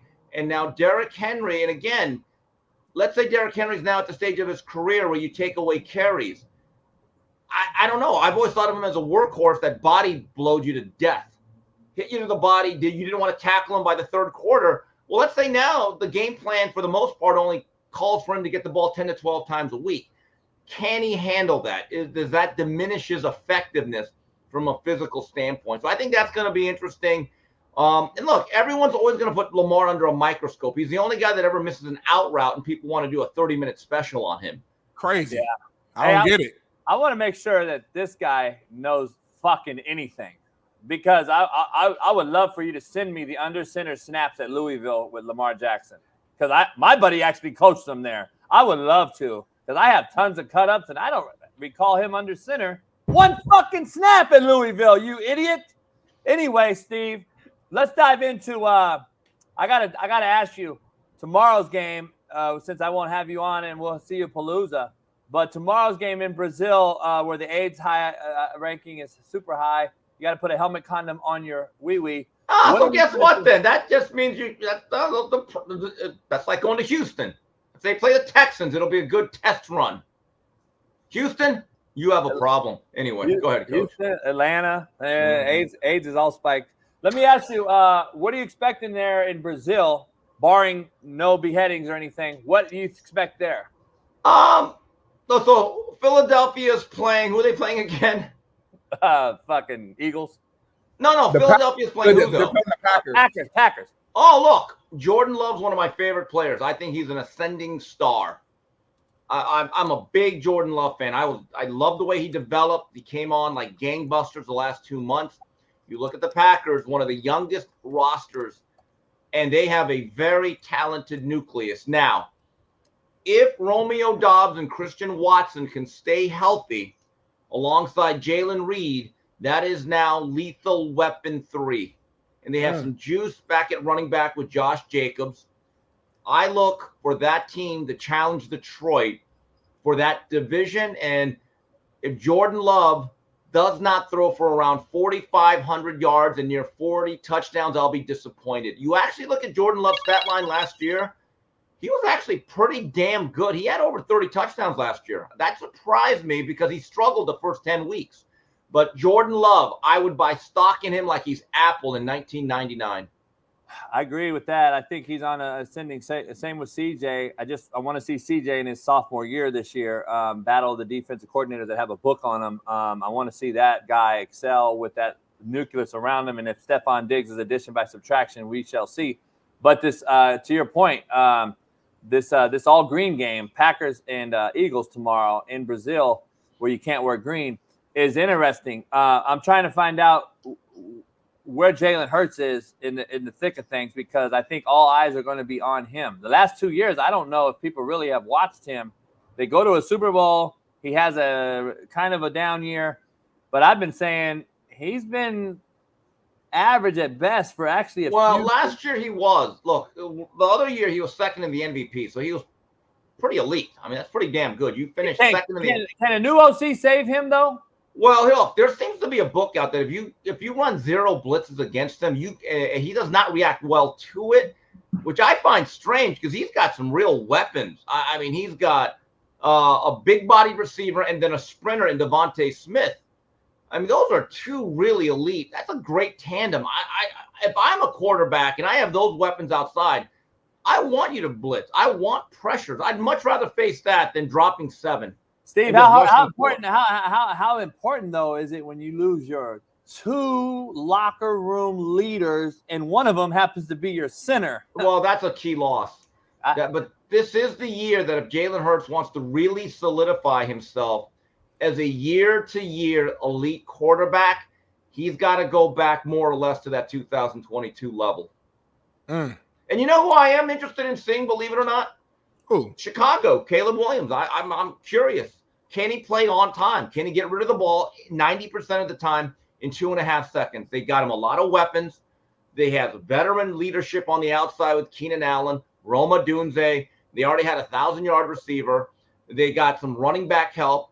right? I kind of like the Bears, what they are doing. Eberflus's job is on the line, and I want to see how does that game translate to Caleb Williams when you have to play against men on Sundays. I agree. I want to see it too. I want to see Jaden Daniels. I think he's the best ball spinner in this draft. I think he's going to be the guy, and I'm curious to see Bo Nix. There's all kind of stories to see what Sean Payton can do with him. And then like you said one of the guys that surprised you was the kid out of South Carolina who left Oklahoma. Spencer Rattler. Look, he's going to be a backup, but in watching some of the preseason, I didn't watch that much this year because it's so bad. You don't even get to see any of the starters. I thought Spencer Rattler showed some things a couple weeks ago where I said, you know what? Give him some time.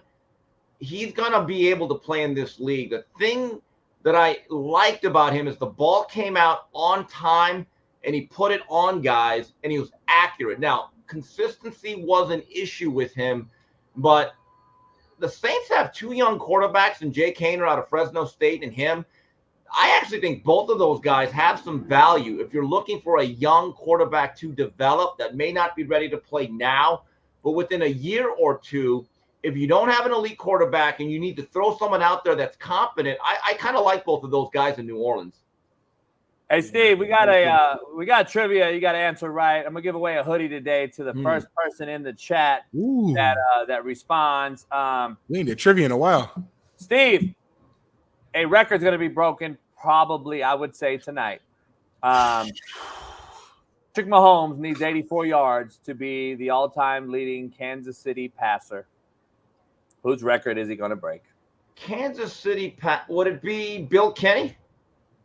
No, Len Dawson. Hold on, give him one more check. Oh, Len Dawson, because Bill Kenny actually had 4,000 yards. Yeah. So it's Len Dawson still. Interesting. Okay. Yeah, Len Dawson. 84 yards. I expect him to get it tonight on a couple bubble screens. And then I'm actually surprised he hasn't broken it yet. He's been a starter for 7 years. And in that era, Len Dawson, no one was really throwing for 4,000 yards. I mean, think about it. It was Joe Namath in the late 60s. And then I think Fouts did it in 79 or 80. And he has a 5,000-yard year. And Mahomes has a 5,000-yard season, at least one, if not two. Yeah, right? He had one. Yep, he had one for sure. I know Aikman and Marino sure would have shattered that by now.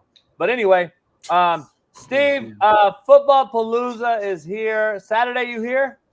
Oh, Michigan, Texas at the Big House. I will be there at 8:45 a.m. Hey, Smitty, you're not ready for big-time grown men acts like we do on Saturdays, but Steve is at my house. He's texting me on Saturday at 6:55. I'm leaving the house. And I'm like, shit, let me get the brisket on. Let me get the tri-tip on. Let me get the ribs on. That's what it'll be this week. You need to cook the night, but you need to cook tomorrow then, because, like, I'm pulling up. I'm going to be there probably 9:30.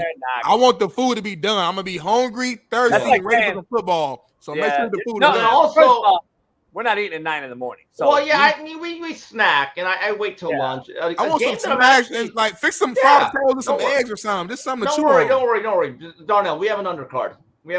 Don't worry about it. There's a good undercard. A game that I'm actually looking forward to, believe it or not, is Georgia Tech Syracuse. Georgia Tech, I told people would be a good team. Brent Key is a serious football coach. Haynes King and Jamal Haynes, they're going to be a tough out in the ACC. And Kyle McCord had a good debut. I like Fran Brown. I think there's some real good coaching going on there. I think that's a very underrated game. Iowa State.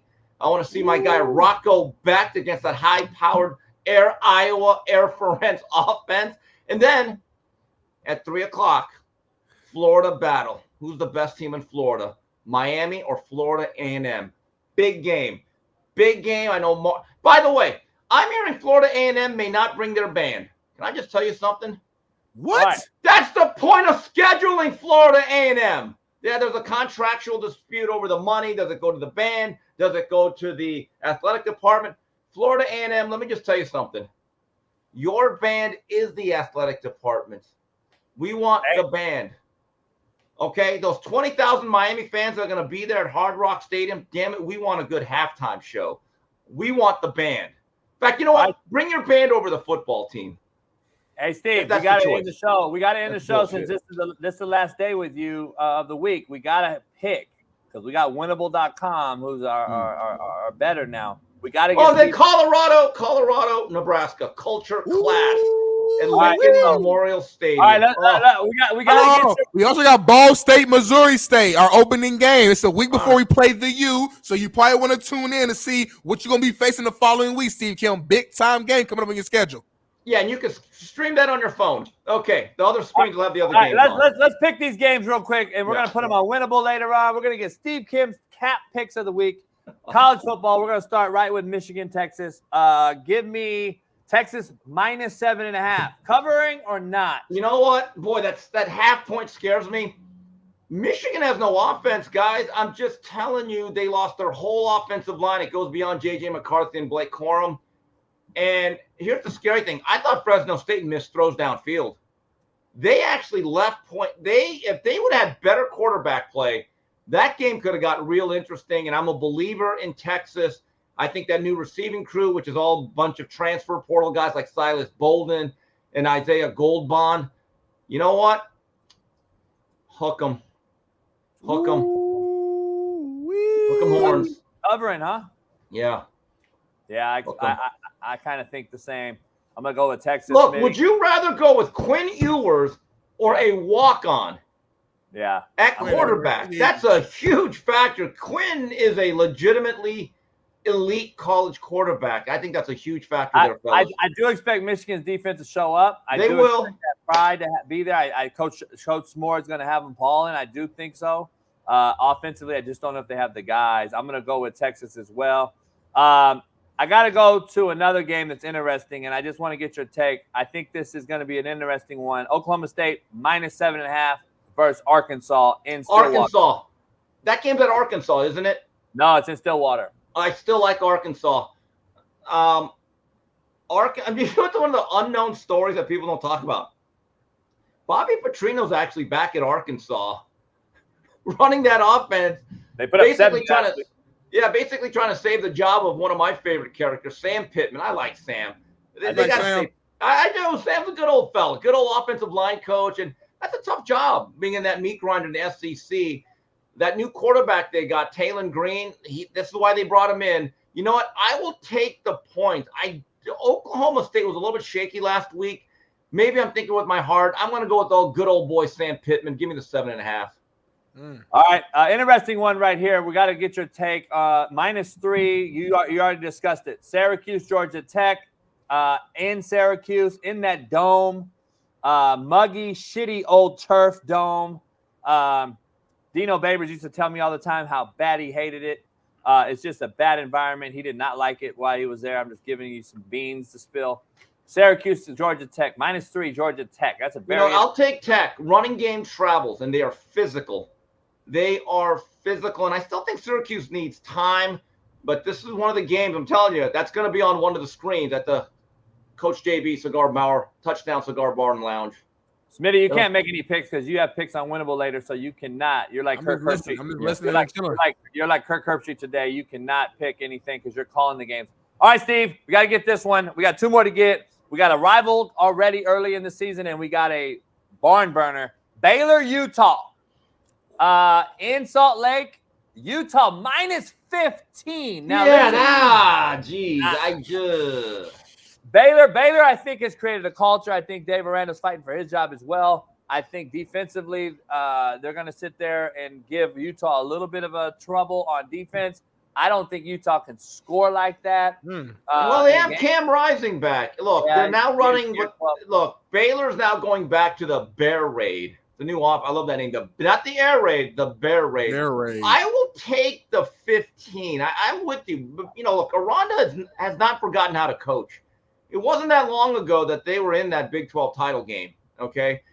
But Utah's going to win, but I do think that Baylor will cover. I'm with you. I'm with you on that one. All right, now we got a rival game. Iowa State already. Iowa's already scored more points last week than they have in the last 6 years in any one game. Iowa State, you like both coaches here. It's crazy. This is an interesting one. The total points is 35.5. That's going to be an interesting one. And Iowa -3. I think the Hawkeyes cover it. I do. Iowa State's going to be a tough out in the Big 12, but look, Iowa traditionally has stifled Iowa State, even some of their better teams. I remember a couple years ago when Iowa State, I think it was the Breece Hall year, when Purdy was there. They thought it's the greatest team they ever had, and they just laid an egg. And Iowa's defense, led by Coach Parker, is elite. It really is. And then now they're at home, so I'm going with the Hawkeyes. Any upset alert games this week? The only ones I can see is Kansas, Illinois, and the one that I'm going to throw out there, man, Willie Fritz coming home. Houston, Oklahoma, they had a bad outing. No, Houston's bad. Look, yeah, Willie, he's rebuilding. Willie has said, look, I'm going to throw this year away. I'm going to completely rebuild from ground zero. I don't see it. Jonathan Smith's doing the same thing in Michigan State. Yeah, I mean, Michigan State, they it's Aiden Childs and a bunch of Jags from what I've seen. When I look at Kansas, there is some difficulty because that game's at Illinois, but I like Illinois better. I'm curious if Illinois and Brett's better this year. I'm curious. Yeah, but as long as Jalen Daniels is upright and healthy, that is going to be a Heisman dark horse. That's one of the most exciting dual threat, multi-purpose quarterbacks in the country. If he plays 12 games, Kansas Jayhawks will be a team that I'll watch every single time. I love the way they play Devin Neal, Highshaw. They have a really good set of receivers that can stretch the field, led by Grimm, that real slim guy, number 11. Yeah. Watch Kansas. They are a fun team, and they're building basically a new stadium on top of their old stadium. That's going to be a program that Lance Leipold, they better build statues for him in a few years. There's two more games I want to bring up and to get you out of here. Can Appalachian State beat Clemson? That game's at Death Valley, right? It's at Memorial Stadium, yeah. They'll still have too many athletes. Look, Clemson's front seven is still good, led by Barrett Carter, Peter Woods, trust me. And they got to do something with that offense. This is the week you better break in those two blue chip wide receivers, and you better let Cade Klubnik throw on first down vertically. It's not – look, Klubnik's been a disappointment, but the way you run that offense has not helped them. You have to let Garrett Riley run his style. Bottom line. All right, the last one, Steve, very interesting game, I feel. Tennessee, NC State. NC State's usually loaded up front as well as the D-line. They usually have some NFL guys. They did not look at last week. I do like the head coach, a Kansas native, does a great job there. Bishop Mays, head coach, former Bishop Mays guy. Do you see any issue there with Nico and Tennessee Vols going into Charlotte? Well, no, yeah, that's a neutral site game. Look, Nico Iamaleava looks like the real thing. The $8 million man. I believe he's the real deal. I saw a little bit of that NC State Western Carolina game. They scuffled. Overall, generally, the SEC will have more athletes. They'll have bigger athletes. I'm a big fan of Dave Doran, but last week was a little bit alarming. That was a one-possession game. In fact, I think they were losing going into the fourth. And the score was not indicative of just how dangerous that game really became. Tennessee is going to be a player in the SEC. Nico is going to show that he might be a Heisman candidate this year. Give me the Vols. Who has a better year, Kentucky or Tennessee this year? Tennessee. Oh, that was a quick answer, Steve. Yeah, more athletes. Because I'm curious because I want to see the Stoops going A&M thing, and it didn't happen. How his guys react, how his boosters, how his collectives, how everyone reacts there in Lexington because he was possibly going to take that A&M job.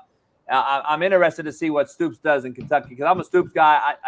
I'm interested to see it. Hey, good luck watching the game tonight, Steve. I'll be on Whitlock later, so will you. And then we'll see you Saturday. See you Saturday morning. Smitty, I'll see you there. I see you right now. Right, my guy. Yes, sir. Shout out to Steve Kim. Clap it up for Steve Kim.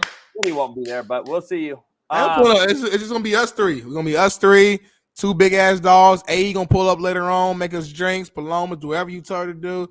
We gonna have some snacks, some chips, some cookies. Some of the homies might, but see, it's Saturday and it's early, so I don't know if the homies gonna want to come over and play poker that early. So it'll probably just be me, you, and Steve. Well, Saturday's all day, Smitty. Saturday's an all day event. We gotta understand. Some of my boys are back coaching, so they're gonna be in their games, and then they'll come later. We got a lot going on. I'll probably be there from like 9:45 till like 6:45 at least, and then like around that time, I'll kind of like evaluate what's going on. The food situation, the room, who's there, what we doing, we're not doing, and make a decision if this is gonna be an all-nighter or if I'm gonna go ahead and head back to the hood. So I'll be there. That'll be fun. I'm real. Like, I keep it real. I don't pull no card, pull no punches back. I keep it real. So then you should bring breakfast. What you want? Nah, I got these bomb breakfast burritos that I do. Nah, I get it. If it's just me, you, and Steve, I'll stop around the corner and buy some breakfast, like some hash browns and some burritos, some orange juices and coffees. Since you black, though, I figure you probably won't be here when you say you'll be here, so then it'll be too late, and then you'll be on black people time, and then you won't have it on time. Then I already start to drink because around 9 a.m. is noon, really. So I can drink. Legally, I could drink. Legally, you can. In my brain, legally, I could drink at 9. Some of the girls in the chat said they were pulling up too, so I'm just letting you know what they said. I didn't. That's what they said.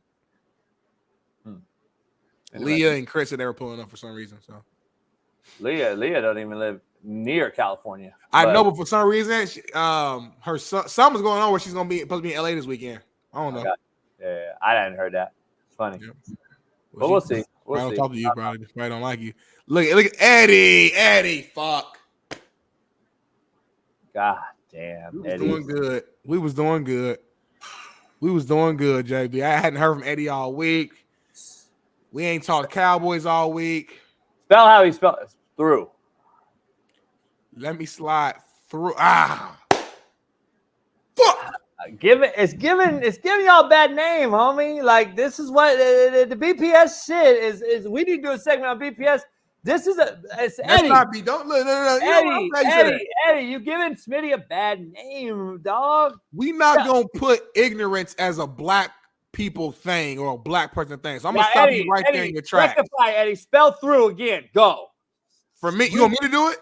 No, Eddie. Eddie needs to come on, Eddie. Come on, Eddie. Come on, Eddie. Spell it, Eddie, and come back through. Be elite, goddammit. Come on. I know you know this, Eddie. I'm gonna say he was moving real fast and he just was typing and he just will, so I'm gonna give him a chance. Come on, Eddie. Hurry up. Don't think, Eddie. Just come on. Smitty, I'm as hood as it gets. If I were gonna abbreviate through, and I do it all the time on text, I would have said THRU. Yep. Why would we do? Oh, there we go. Okay. All right. He bounced back like a trampoline. Not elite though. Not elite. Damn. Not elite. I just don't get it. I thought you was elite. We gotta do our pick. We gotta make our NFL picks tonight. Tomorrow night. I mean, we don't gotta make them, but I'm gonna pick some games. We got Sunday's game. We're gonna do tomorrow, but we got for tomorrow. Jeff Nadeau's gonna come on tomorrow too. You know who we ain't did in a long time? I ain't saw no they ain't threw no bread at the show in 2 months, JB. No, yeah, we got to take a call. That's why I say the studio is going to be huge when we get on the board, get on the calls, get people to call in. My man was sending $200 every week. I ain't seen him in here. That's crazy. The chat don't love us no more, JB. Yeah, not a great college football slate this weekend. A lot of money making games. USC, Utah State, Northern Arizona travels to Arizona, Boise to Oregon. A lot of money making games. Nicholls State at LSU. Western Michigan, Ohio State, a lot of money games. Buffalo, Missouri, South Florida, Alabama, Florida A&M, Miami, Middle Tennessee, Ole Miss, Jackson State, Louisville. There's not a lot of games. Northern Illinois, Notre Dame, Tennessee Tech at Georgia. That might be a 100-point game. They might score 100. K-State, Tulane. We'll get to talk to Shaun King tomorrow. And interested in that. So, we'll see. We'll see. But who's that? Mr. Wright, Terry Crews, man. Shout out to Mr. Wright, man, sending us $199. Oops, $1.99. We appreciate it though. And hey, It's all better than something better than nothing. Oh, Mike Bundy. Okay, appreciate you, man. He got my number. Yeah, my number on. He got my number on. So we know that was it for me. Hey, Smitty. Patrick Mahomes is gonna break Lynn Dawson's 28-year record at 28 years old. He's gonna break that record. Oh my goodness, Bradley! Shout out to Bradley. All I did was bring it up, and then they going crazy now. It's Thursday. It ain't even Friday yet, JB. Shout out to Bradley. Shout out to you guys, man. Bradley is black and Indian. Shout out to him, man. He Blendian. Shout out to him. Hey, we got a lot to discuss. We're gonna bring up a CJ Stroud soundbite. We're gonna discuss that. We got some other things in the discussion, and we're going to talk about tonight's football game. And I'm going to break down both sides of the football. So stay tuned for that. And Kyler Murray makes some interesting comments as well, saying that he would like to stay in Arizona. I don't see it. And we're going to talk about Jim Harbaugh. Goes off on the NCAA once again, saying they have no credibility. We're going to dive into that as well. Shout out to everybody in here. D. Jones, what up to you? We know you broke, so it's all good. Appreciate you. This is black people shit. He said, here, man, damn. Every time we give money, like, we do it with an attitude. We never happy about it. Yeah. Hey, give us your last. All good. You know what I mean? That's love. That's love, D. Jones. That's love. Smitty is not a DEI hire. Let's be clear. Hey, what is that DEI? I don't like that shit. Don't say it no more. Start now. It's something about it I don't like. I don't know what it is, but it feel wrong. It feel racist. Huh? It feel racist as fuck. So I don't know. Starting now, we're not saying that no more. I don't like that shit. So I want to be clear. Smitty's not a DEI hire. So Smitty, DEI means like you were diversity, equity, and inclusion. I know what it is. But to me and you, I want to break it down what you and I would consider. Like I feel bad for Smitty. I hired Smitty because he was a brother. He don't really have any other opportunities. Fucking Eddie. God. Oh my God. Anyway, Smitty was a guy that I wanted. There's a difference in a guy that I wanted versus a DEI. A DEI means that I had to do it because upper corporate management told me to. I don't have upper corporate management. I am upper corporate management. So I did not hire him as DEI. DEI wasn't even out yet then. And now we call everything DEI. So here it is. Smitty's not a DEI hire. But listen, Eddie Manyweather. Fuck! Let's take a break. I got to get coffee. We got 40 minutes left. We're going to kill the last 35 minutes with you. Pound that like, subscribe. Become a member if you're not one. We need 1,000 members, 50,000 subscribers because the NFL season is here on the realest show on planet Earth.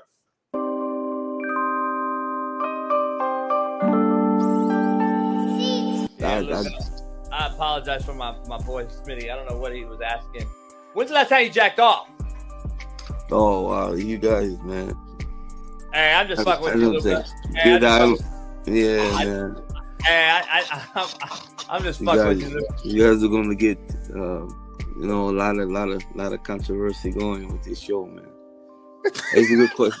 It's a good question, though, man. Listen, man, we were just trying to fuck with you. We want to get you loose, man, for the game tonight because we want you to go off because I'm going to bet on you. I know betting's a real controversial take right now, but I'm going to throw it out. I'm just going to throw it out there. If you could get me a triple-double, I'll break you off on the side. I'm just throwing it out there. If you can give me a little bit of a triple-double. Little Jonte Porter? I don't know. Any way, type of form. If you can give me a triple-double, whether it's 10, 10, and 10 or 30, 10, and 10, whatever you could do, I appreciate it. You don't need the money. You got a big bag of money already. That's gonna come tonight, man. I can say that's gonna come tonight. You're gonna see outstanding performance by me, and if it takes a triple double for you to get some money, then that's what I'm gonna make happen for you. Only for you. The one and only Kareem Magic Johnson is on the show right now. What's up? What's going on? Magic, what's up, man? What's up, Coach JB, baby? Darnell, baby. What's going on? Yeah, how you feeling, Magic? It's an honor. Well, I'm feeling good, baby. And first of all, I just want to say, rest in peace to the NBA all-time great, the logo, Jerry West. He has passed away today at 86 years old, baby. And I just want to give my condolences to the West family, and thank you, Jerry West, for everything you did for the Laker organization and the NBA. Yes, man, for sure. Hey, let me ask you something. Was Donald Sterling really racist? Donald Sterling, look, he was a very sick man, okay? And he was a racist man. And I went to church. I prayed for Donald. But Donald did a lot of stuff that was not becoming of an NBA owner. But to answer your question, yes, he was. He was a very racist person. I gotta show you something real quick. Brittany Griner's in the news. Brittany Griner's in the news, and I know you have a son that is now a daughter, or something like that. I'm confused. I apologize if I offended you, but I know you have a son or a daughter or something. We call them made up humans here. What do you think about Brittany Griner here having a baby? Brittany Griner is an outstanding athlete. I don't know if she's a transgender or if she just I don't know what she goes by, but I'm really happy for Brittany Griner, and I'm happy she's back from Russia, and I hope that she can have a good family. I just want her to have a good family, okay? Do you feel like you could have been talking about the WNBA more on your show, given that you are the king of ESPN? I mean, we could have been talking about or covering the sport a little bit more, but I would say nobody covered the WNBA more than First Take. But could we have talked about it a little bit more? Of course. Of course we could have. But as far as what you just said about Caitlin Clark being elected to the WNBA Olympic team, let me be very, very clear. First of all, everybody that was elected on the WNBA team deserves to be there, okay? There was nobody else that I would have swapped out but Caitlin Clark. I understand it. I get it. But if you look at the situation as far as popularity, and as far as ticket sales and views and things of that nature, Caitlin Clark, as far as marketing, should have been put on that team. I mean, come on now. If you look back at the men's USA team, I mean, do you think Christian Laettner should have been picked over Elijah Moore or Shaquille O'Neal? It shouldn't have been. But when it comes to marketing, especially when we're talking about one of the hottest Caucasian women coming out of college, the seats are filled up because of Caitlin Clark. She should have definitely been selected on that team. When she was at Iowa, she was out there busting their living, you know what? And that's exactly what she would have been doing for these ticket sales if she was playing in the Olympics. But like I said, I have no quarrel with the teams that they picked. Okay, this is not a lie. This is not a spurious accusation here. I'm not making this up.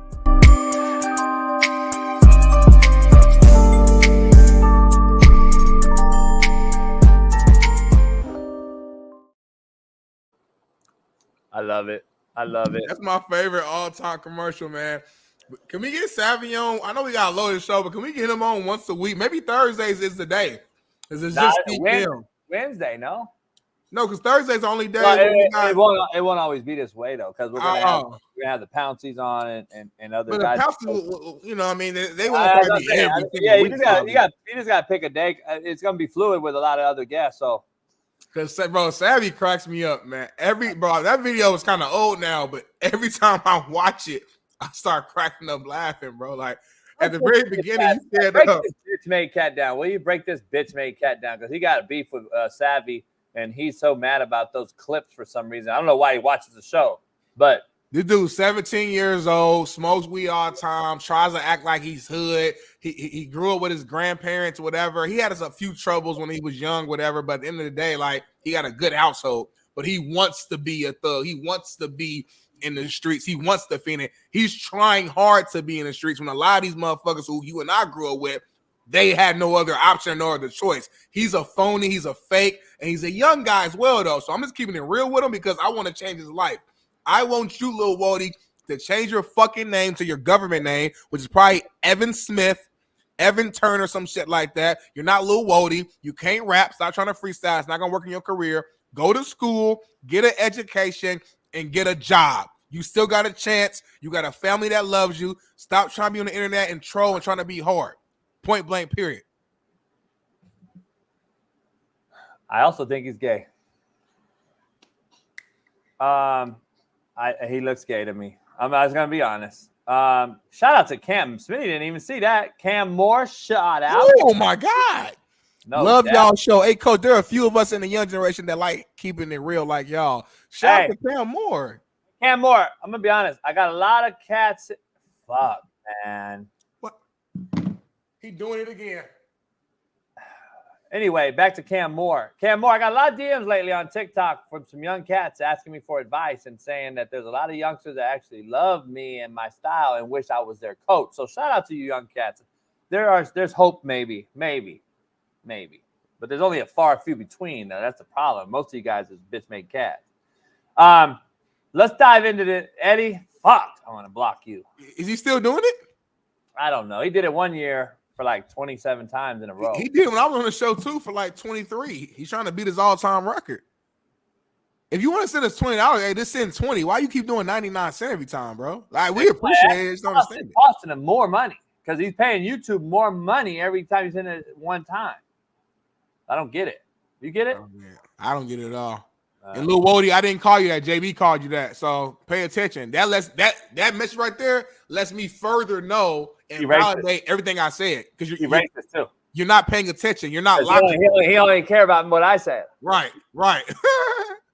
Crazy. Anyway, let's move on. Keep it going. D. Jones said he's scamming off cards. That's a good one. He definitely a scammer, D. Jones, on everything. Let's get back to football, though. Let's get back to football, JB. What we got? Oh, there we go.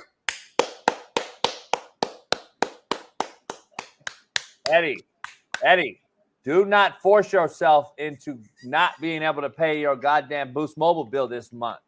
If you need me to send that back to you, I will send that back to you. You my boy, Eddie. I'll send this back to you. Don't show off and try to front in front of these folks and act like you got to do something. You don't got to do that shit, Eddie. So I'm just saying, Boost Mobile, I got you. If you need it, I'll send it back to you. Don't fucking front.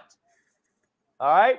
Now, let's move on to Jim Harbaugh. He had some comments the other day, kind of really going off, saying that the NCAA has no credibility. Is there a video, Bailey, that we got, or is this a quote there? Eddie Hiller trying to get the invite to the cookout. He want to get on the bag. Yeah, Harbaugh. Is there a video to that, Bailey, or just a quote? So. Oh, 1 second. We'll put up in a minute. 1 second. Here we go. Got the quote right here. Jim Harbaugh on NCAA. They've been keeping money away from players for decades. They just got hit with a $2.7 billion lawsuit. They have no credibility, and that's the truth. JB, is that real talk? It might be, but I wish Jim Harbaugh understands he needs to get out of it. It's over for him, and he can wish he left the foundation. He left everything. He also took all the quarterback possibilities going to Michigan. But anyway, he's in the NFL now, dog. And now it's time to stop worrying about what was and start worrying about what is. And he has to worry about this Charger organization that has been at the bottom for quite a while. And he's got to get a guy that's being touted as maybe overpaid, overhyped, overrated in Herbert to get to being the guy that we all wanted him to be or thought he would be. So I love that he's passionate and wants to and he's all sharing the same sentiments we do. NCAA is the non-caring assholes of America. End of the day, though, he is now the head coach for the Chargers, and I know he'll do well. He did it in 49ers land really quickly in Frisco. I believe he's on the same path in LA with the Chargers. But at some point, you got to just say it is what it is, dog. That's Coach Moore's issue now. And we'll talk about that in depth with Eric Weddle on Monday. But I think you got to let it go now. It is what it is. Just another TKO. Doom, doom, doom, doom, doom, doom. Sometimes you got to let it go. I don't like Smitty. I don't like that. The timing that I got my boat because it's tough. We started back and now it's tough to get down there to the beach and get on the boat. I got some new flooring, some new teak flooring that I'm gonna put in. I gotta install. I might go out tomorrow, but I gotta also go to the studio. So we might have to like we might have to like do a special like day. Shout out to Landon for the $49.99. None of this is for me, but you'll never know what I take. So shout out to you for sending it over. Maybe one of these Fridays we do like a special, I don't know, like a nighttime show versus the morning show, just so you're able to get some certain things done early in the day. I'm just thinking out loud because I feel what you're saying. It's like you got the boat, but it's right before the season. I think we do a live show at Fridays until the summer truly ends from the boat. We got to figure out how to get them cameras going. We already got them going. Enix already got them It's going. but it's the signal, because the issue I noticed when you're on the boat was my signal was horrible. Nah, we got Wi-Fi. I got Starlink. Why you look up, homie, when you said it? The Starlink comes from the clouds. Oh, it's up there? Oh, I see it. Yeah. That makes sense. Okay. Scott Matthews. I got some C deck. That's what I got. I got some new C deck teak foam. Looks like wood, but it's teak foam. That's the new thing. Waterproof. It's nice. It's comfortable. It fits everything. Got my logo on it. I got the JB logo with the cigar. Woo, that boat's about to be stupid. I got some Bimini. Anyone out there that knows how to do anything with Biminis, let me know. Smitty don't even know what the fucking Bimini is. So I love Bimini. My thing is, hey, we could do a Friday show. Get the camera set up. As long as Enoch is there, I feel comfortable. Me and you don't know what we're doing. Well, Enix's not gonna be there live in the we can do the show. We can do the show. Rolling the dice if Enoch ain't there. I got these new cameras. We got action. The name of the boat, the official name of the boat has been registered. The official name of the boat is Slapdick. Can we have an actual boat? Like do the show live, but make it like almost like a party almost. Like 12 people pull up and we own it. See, all right, eight people show up. Man, you're saying okay, too 6 much. people show up and Nah, but you're giving away too much stuff. I got some other things going with some business people that are going to pay me to tour them around.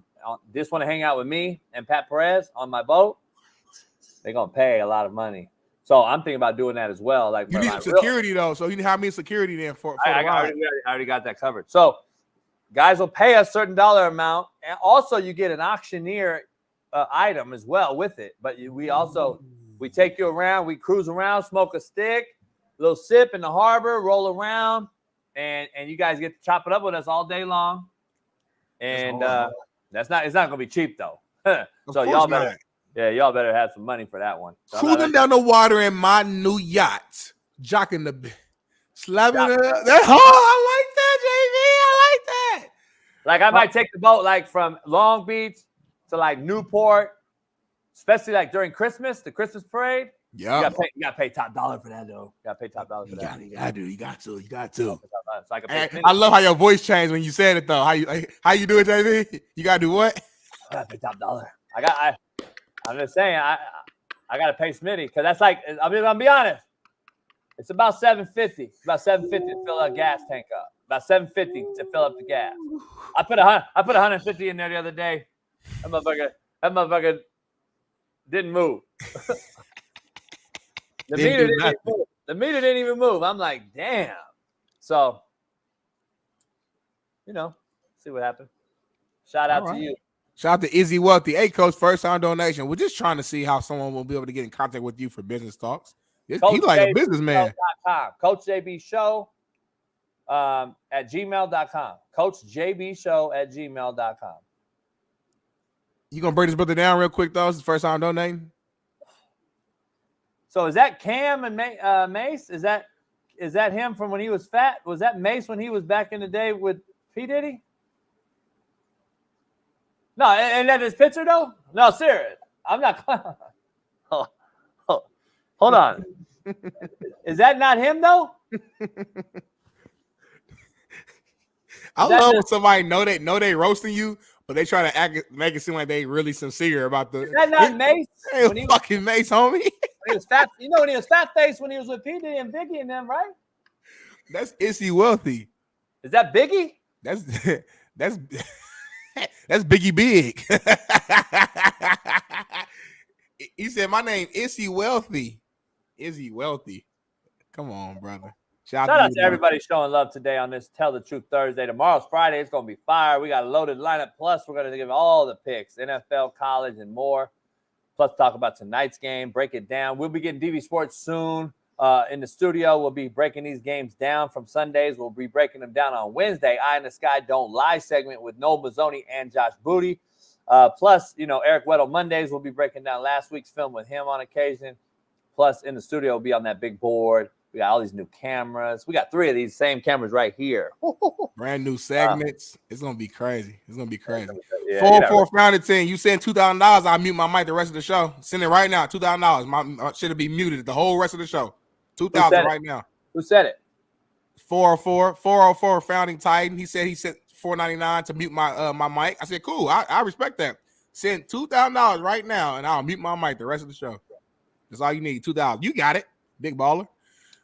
Quanzito won't even roll up with his boy Spree to the boat right in his own city. He's Quan running scared. You know what I mean? I got to get Quan up there. Quan ain't been home in a while. He not, you know what I mean? He left the hood a little bit. It's cool, Quan. You good with me? You good with me, brother? Moving on, man. Keeping it rolling, man. We got the stat of the day brought to you by Prize Picks, Bet Online, and Winnable. Stat of the day, JB. Chargers' new starting fullback, Scott Matlock, is Max Crosby. 6'4", 300 pounds. Look at this monster right here, JB. The football is back. Fullbacks are back. You know what it is, right? Everything's full circle.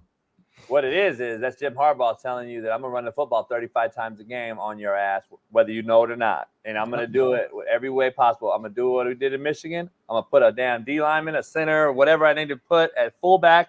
We're going to use them as an H-back, a float back, a gift tight end. We're going to do some shit in the run game that's going to only allow Justin Herbert to trick and dick you in the run game, unlike Lamar Jackson can do. So there's a big difference because he can actually throw the football down the field under center. So that's going to be a big difference. And this is going to be interesting, Smitty. Interesting right here because I'm already in this bag because I know how, great play callers think. I'm in his bag. This is what he's going to do. He's going to be creative up there. I'm telling you. Look what he did with Kaepernick in the Niners. He did a lot of these same similar things that he did early on his first year. But it looks like a big redheaded Max Crosby. Shout out to Max Crosby. Maybe the NFL defensive MVP. I'm going to be real. Max Crosby might have the best defensive year of anyone. I'm just telling you. Stay tuned for that. High motor too, man.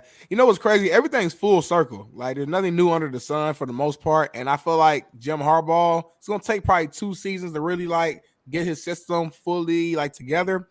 But I think he's slowly going to bring back that physical smash mouth nose football, in the era that a lot of people consider soft and finesse and all these trick plays and things of that nature and speed, etc.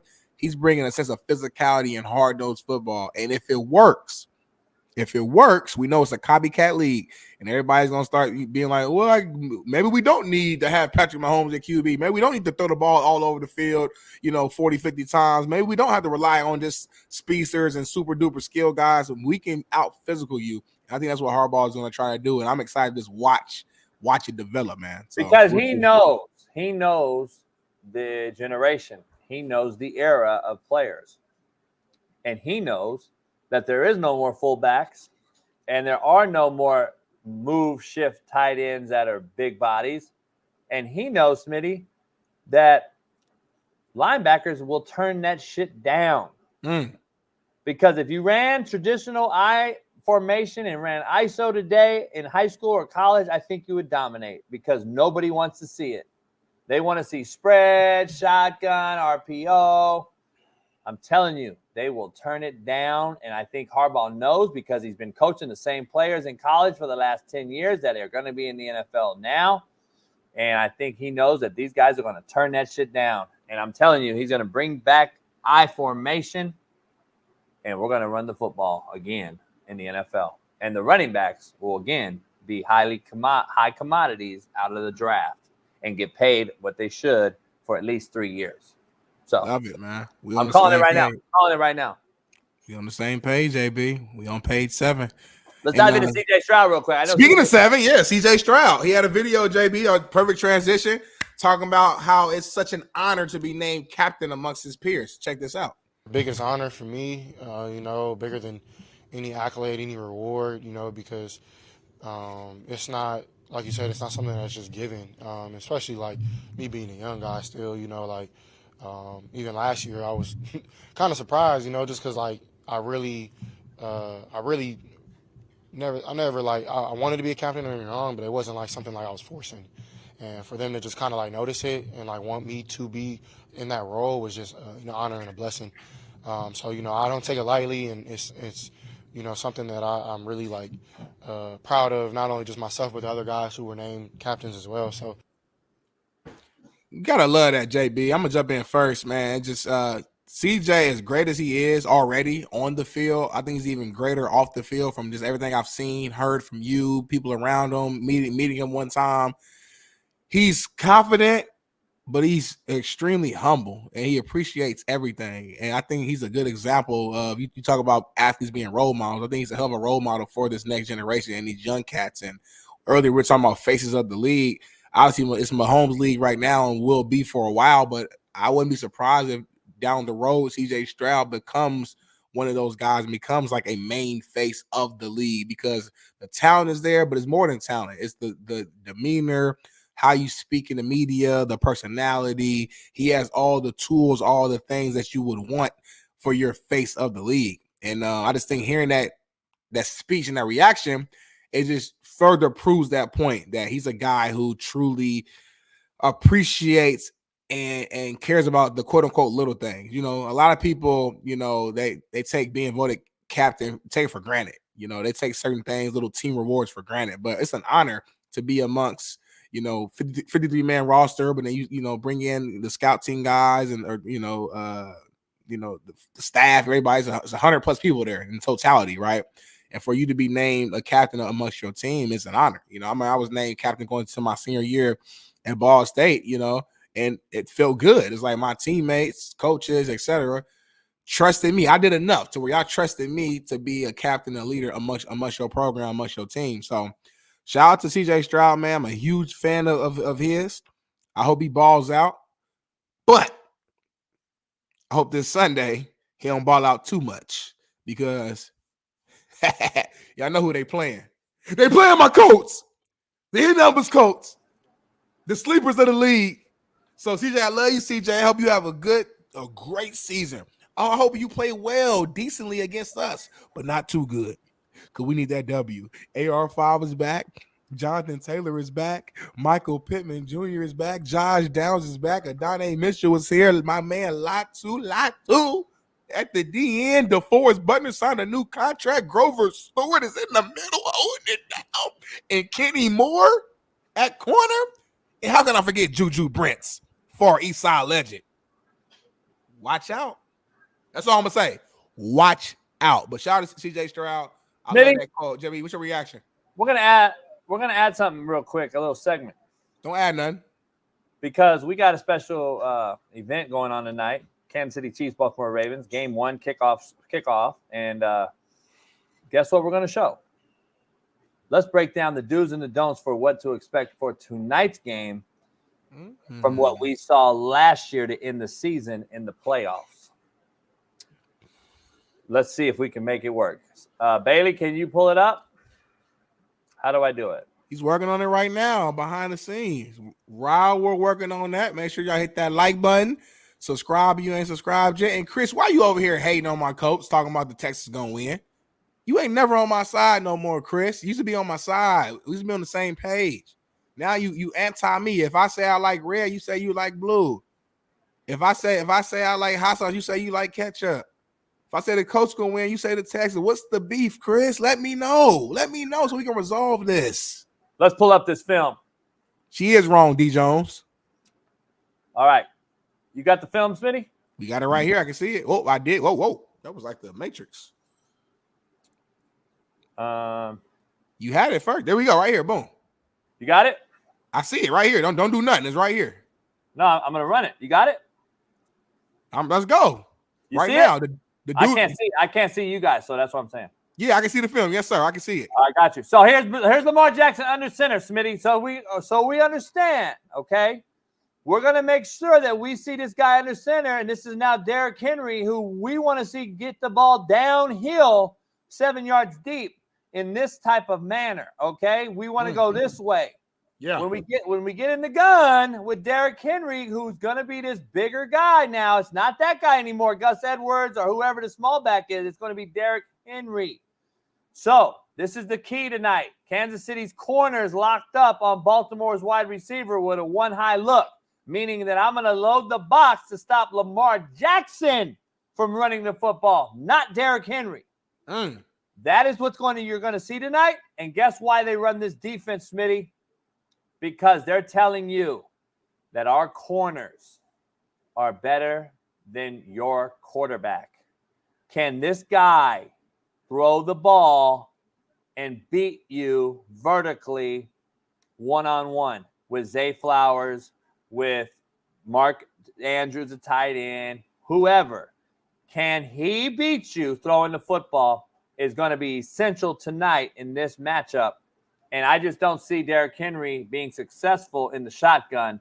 And I don't see Lamar Jackson changing his entire style to go under center like this against this Kansas City defense, who I think is still going to return as a top 2 or 3 defense in football.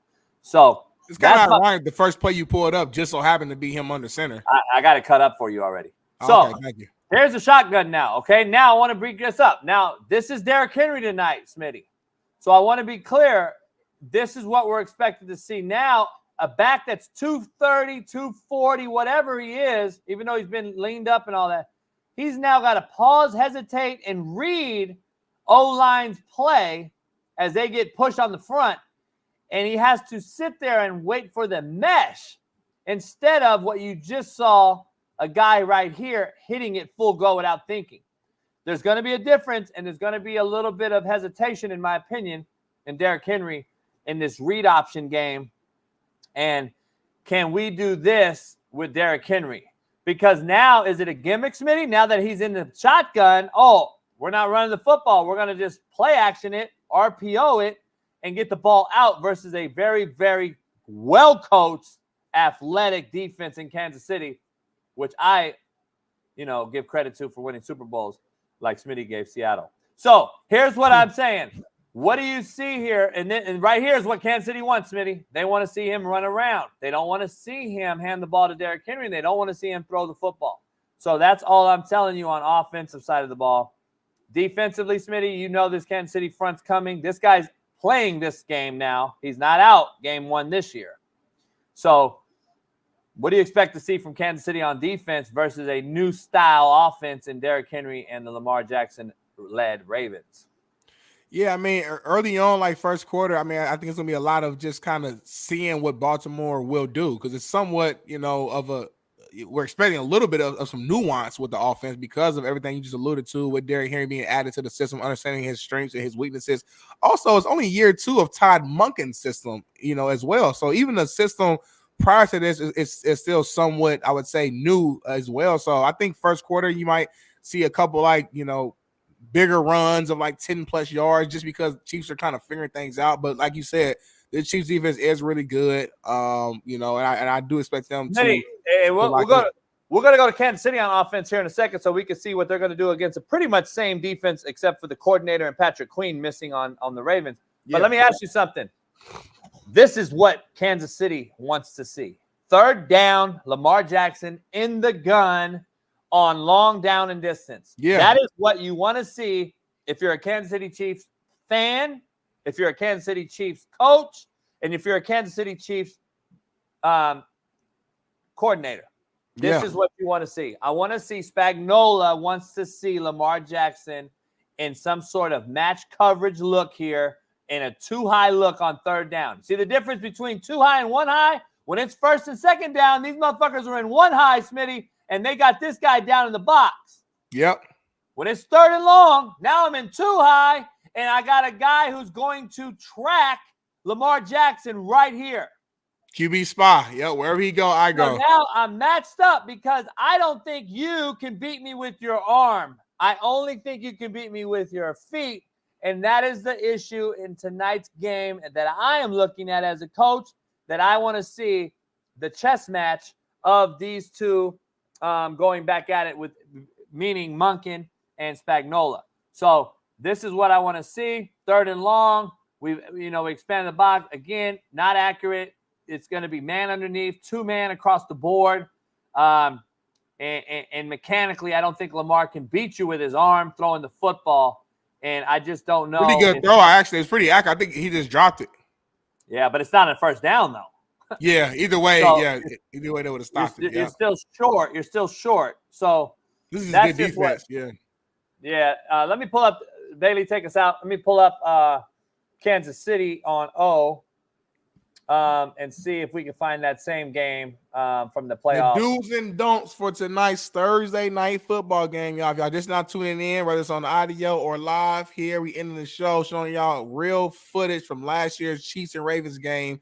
And JB is walking you through from a coach's perspective, educating us all on some of the do's or don'ts, what needs to happen for both the Chiefs and Ravens for either side to become victorious tonight. You're not getting this anywhere else. This is exclusive right here. So go ahead, Bailey. Put us in. Put us in, Bailey. We got it, JB. We here. All right, now, see it. Smitty, real quick. We'll do some hell yeah, hell no to end the show, but right here, we got KC on offense. All right, like no other one. We'll break it down all year long. So we got KC on offense, and now we're in what we call 11 personnel, and we got a tight end and a back. That's 11. We got 3 receivers, okay? Now, tonight's 3 receivers is going to be a very, very critical match to watch because Baltimore's defense is still really good. Their secondary is still really good. I believe the safety's back from Notre Dame, who's really good. Kyle Hamilton.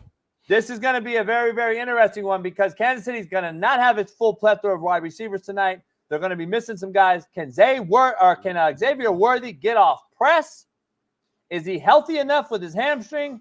He's a little quick, fast kid in the slot. How is Andy Reid going to use him? How is he going to use the run game? And how is he going to use Travis Kelce tonight against a new D coordinator and a guy missing their captain in Patrick Queen? Well, I don't know if he's captain, but he's one of the heartbeats of their defense who's now in Pittsburgh. So, having said that, I just think you're going to have a guy here that is now understanding, okay, I know what they're doing here. They're in 2 high. We're in 2-man. We know what we got. This is trigger corner. We got a corner that's eyes are on the cue. If you notice their eyes, this means we are in some sort of man zone look. And I have 2 guys over the top that can cover if my corners play the flat and trigger this. This is called 2 men in my zone, meaning if this running back were to go in the flat, this corner has him. If this running back doesn't go in the flat, this corner will carry the receiver as long as he can, and they will react to the flat. So that is the difference in this thing. So let's break it real quick. Let me ask you that real quick. So, for example, that running back goes out, that corner, you said that corner picks him up. So now what is that safety hauling ass to get over to cover that receiver now? Right there? Yeah. And they'll do this as well. Got you. Just sink. So they think that this slant will be open right here because this guy vacated only for Patrick Queen to come steal it. Got you. Okay. So it's a 2-man in my zone principle that Baltimore does better than anybody in the country or in the world. This is what they do. And that's why you can tell by the corner's eyes, Smitty. The eyes don't lie. And the safety's depth of their back feet don't lie either. Can't lie. So if I'm a quarterback, Patrick Mahomes, and understands it, he knows, okay, you can only do 1 or 2 things here. You're either squatting in the flat or you're going to carry 2 or 1 vertical. So we're going to find out right now what they're going to do. And then that's why Andy Reid did that little yo-yo motion to see his man. Now I got Kyle Hamilton matched up on Travis Kelce, manned up. So all we got really right here is man. So now we gave a false look. Corner on the cue says I can play zone, but guess what they did? Man, meaning this guy's free now. So they're really cover 1, disguising as 2-man at the beginning. Got you. It's man free. So now we got straight up man free. He is a lock player. Mahomes knows he rotates to the middle. Your matchup is right here, Smitty. 1-on-1 and all this green grass out here. I'm getting chills watching this. This is what I love right here. That film talk right here. That film room.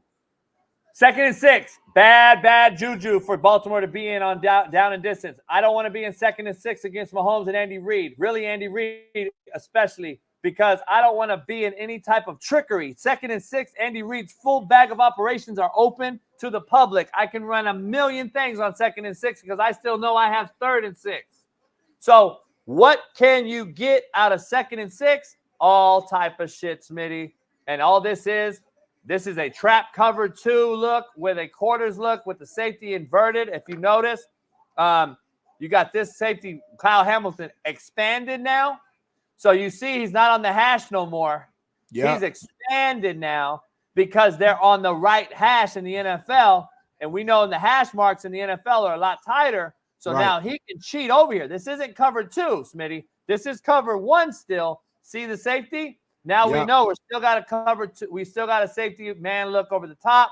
Now they're playing soft 2 principles. So now we take the hitch ball out here for a first down. JB, go on us a little bit. I got a quick question for you real quick on the coverage principle. So if Kelsey runs like an in route, a dig route, does that linebacker is responsible for him, or does Kyle Hamilton still stay on because it's man coverage? You see what I'm saying? No. So if Kelsey goes in, he does like an inside dig route, does Kyle pass him off to the linebacker? Yeah, he's underneath. It's 2nd and 6. So these two, Patrick Queen's in some sort of man zone lock look. Right. So usually when you see this look right here versus empty, somebody's going to spy and drop out D-line wise. Got you, yeah.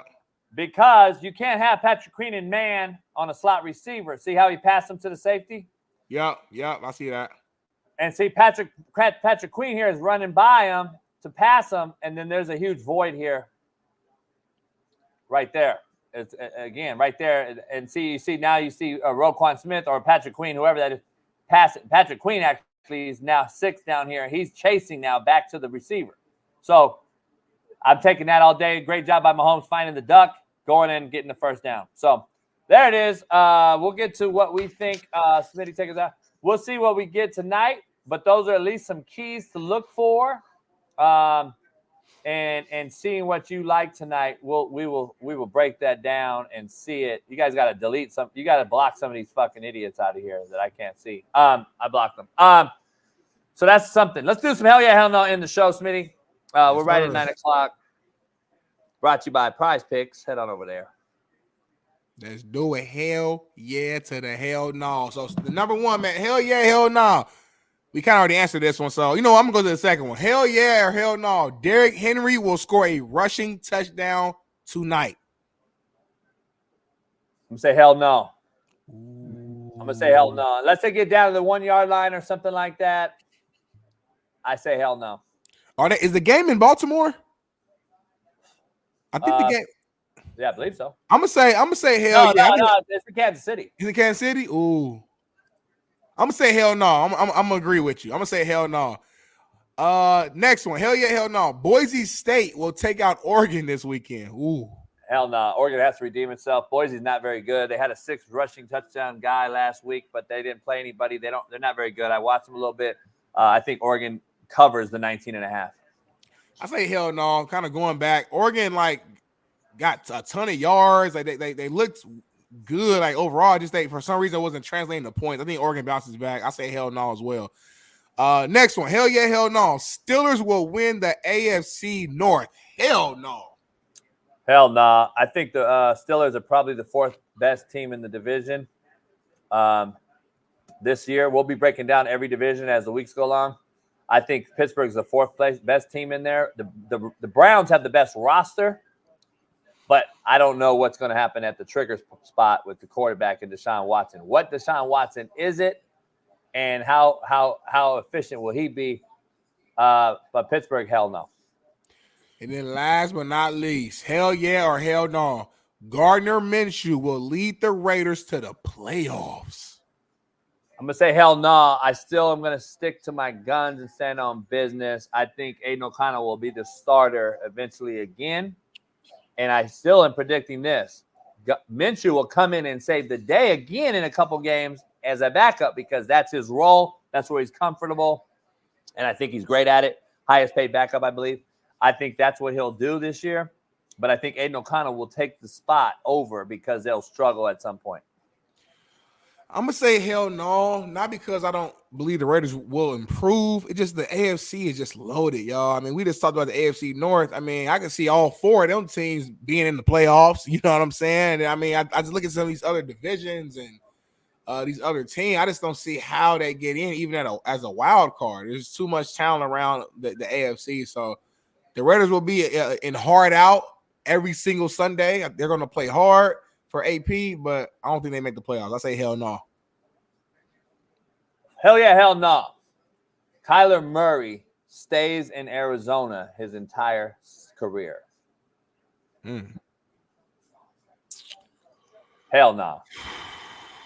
He's capping. He's capping with his comment. He's capping with his comment, Smitty. I say hell yeah. I say hell yeah. You know why? Because Kyler going to ball out this year. He's going to ball out this year and kind of win back all the naysayers and haters like yourself who thought he was trash and thought he just was what you call him, the mental midget or whatever jokes you give him. I think he's going to ball out and he's going to be a really good quarterback for a long time in this league. And Arizona's going to take care of him financially and make sure he has everything he needs. I think he's going to stay with the Cardinals his entirety of his career. Hell yeah. I agree with him. I'm staying on. Hell yeah, hell no, Smitty. Are you surprised that Bill Belichick is on Instagram? Hell yeah or hell nah. He launched it yesterday. He's already got over 200,000 followers. Like that. He's got a team, of course. He's on Instagram. Bill Belichick has made the plunge. He is on Instagram, Smitty. Go check it out. He called it InstaFace. Oh, man. I'm going to say hell no because he ain't coaching right now. He out here living life. He got him a 25-year-old, whatever, cheerleader. You know, it's the first time he's been free since I don't know when, the 80s, the 70s. I don't know. He ain't been free in a while. I can't wait till you see Bill Belichick slid in the DM of Kardashian. You're going to see Bill just sending the eye emoji to all the Kardashians, all the actresses, everybody.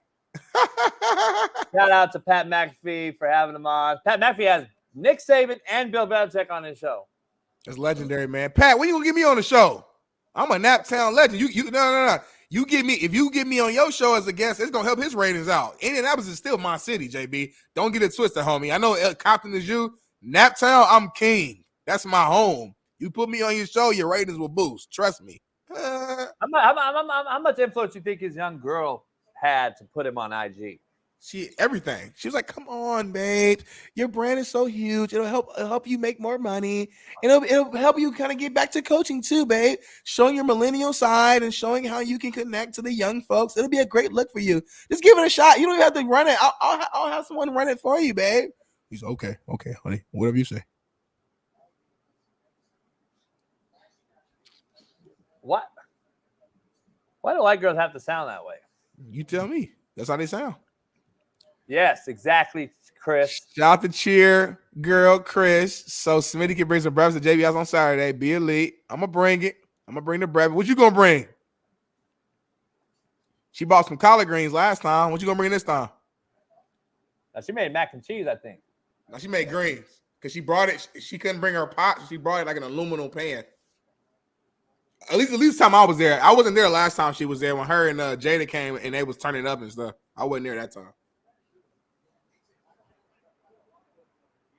Kansas City tonight. Kansas City. Who you got winning the game? Leah, what you bringing, Leah? Smitty said he'll fly you out No, for the I game. ain't. For the game. I heard Lee was gonna be here for business this weekend. So, how did you hear that from, bro? Like, listen, I know a lot. I know a lot of people. People tell me shit. That's it. You know what I'm saying? Like, you the police, homie. You got that police stash. Like, you the police, you the feds, homie. Relax, man. If I just had that, I would look weird. Look. You would. Ugh. Like, move your hand. Don't even do that. Move your... like Aaron Rodgers, like a fake Aaron Rodgers or something. Please don't ever do that. I'll leave the show. Oh, she made mac and cheese too and greens. Okay, Chris be throwing down. Told you that. I told you're both right. Well, bring that again this Saturday, Chris. We'll see you there. But hey, I'll pound that like button. Subscribe. It's been a hell of a show. Tomorrow's tuned. gonna I'll be be watching the crazy. game tonight from the lounge right here. I'll be watching the game. I'll be doing some reactions to this game, of course. I might go live. I might go live on X or something on Twitter and just when it comes down to crunch time, because the game will be like 13-10 late. So that'll be it. We'll watch it, and then we'll get that film. We'll break it down next week, and then appreciate everybody, all the love, man. We've had 1,000 every day this week, I believe. We had over 1,200 a day. Shout out to all you guys. Go back and rewatch our videos throughout the day as well. We'll put them out there, and then go to CoachJBStore.com. You can get the Slapdick Nation merch. We got the hats, the hoodies, and the T-shirts. Plus, we got all the new merch and gear on the website. So head on over there. Plus, right now, subscribe to Winnable. Right now, go to Winnable. Right now. First down package, slap picks, Winnable/slap picks, and get you some. Shout out to everybody, man. Smitty, you, Bailey, running the 1s and 2s. Go check out 0 to 60 Pod later with Matt and Bailey. They're killing it over there. And we will see you tomorrow to break this game tonight. Damn. I'm in the Discord all day today. Don't meet me there. Beat me there. We out. Peace. Issues get pressed so fast you don't get sacked like bags and baggage. Smitty and Jason Brown, kill the it's a rap. We what the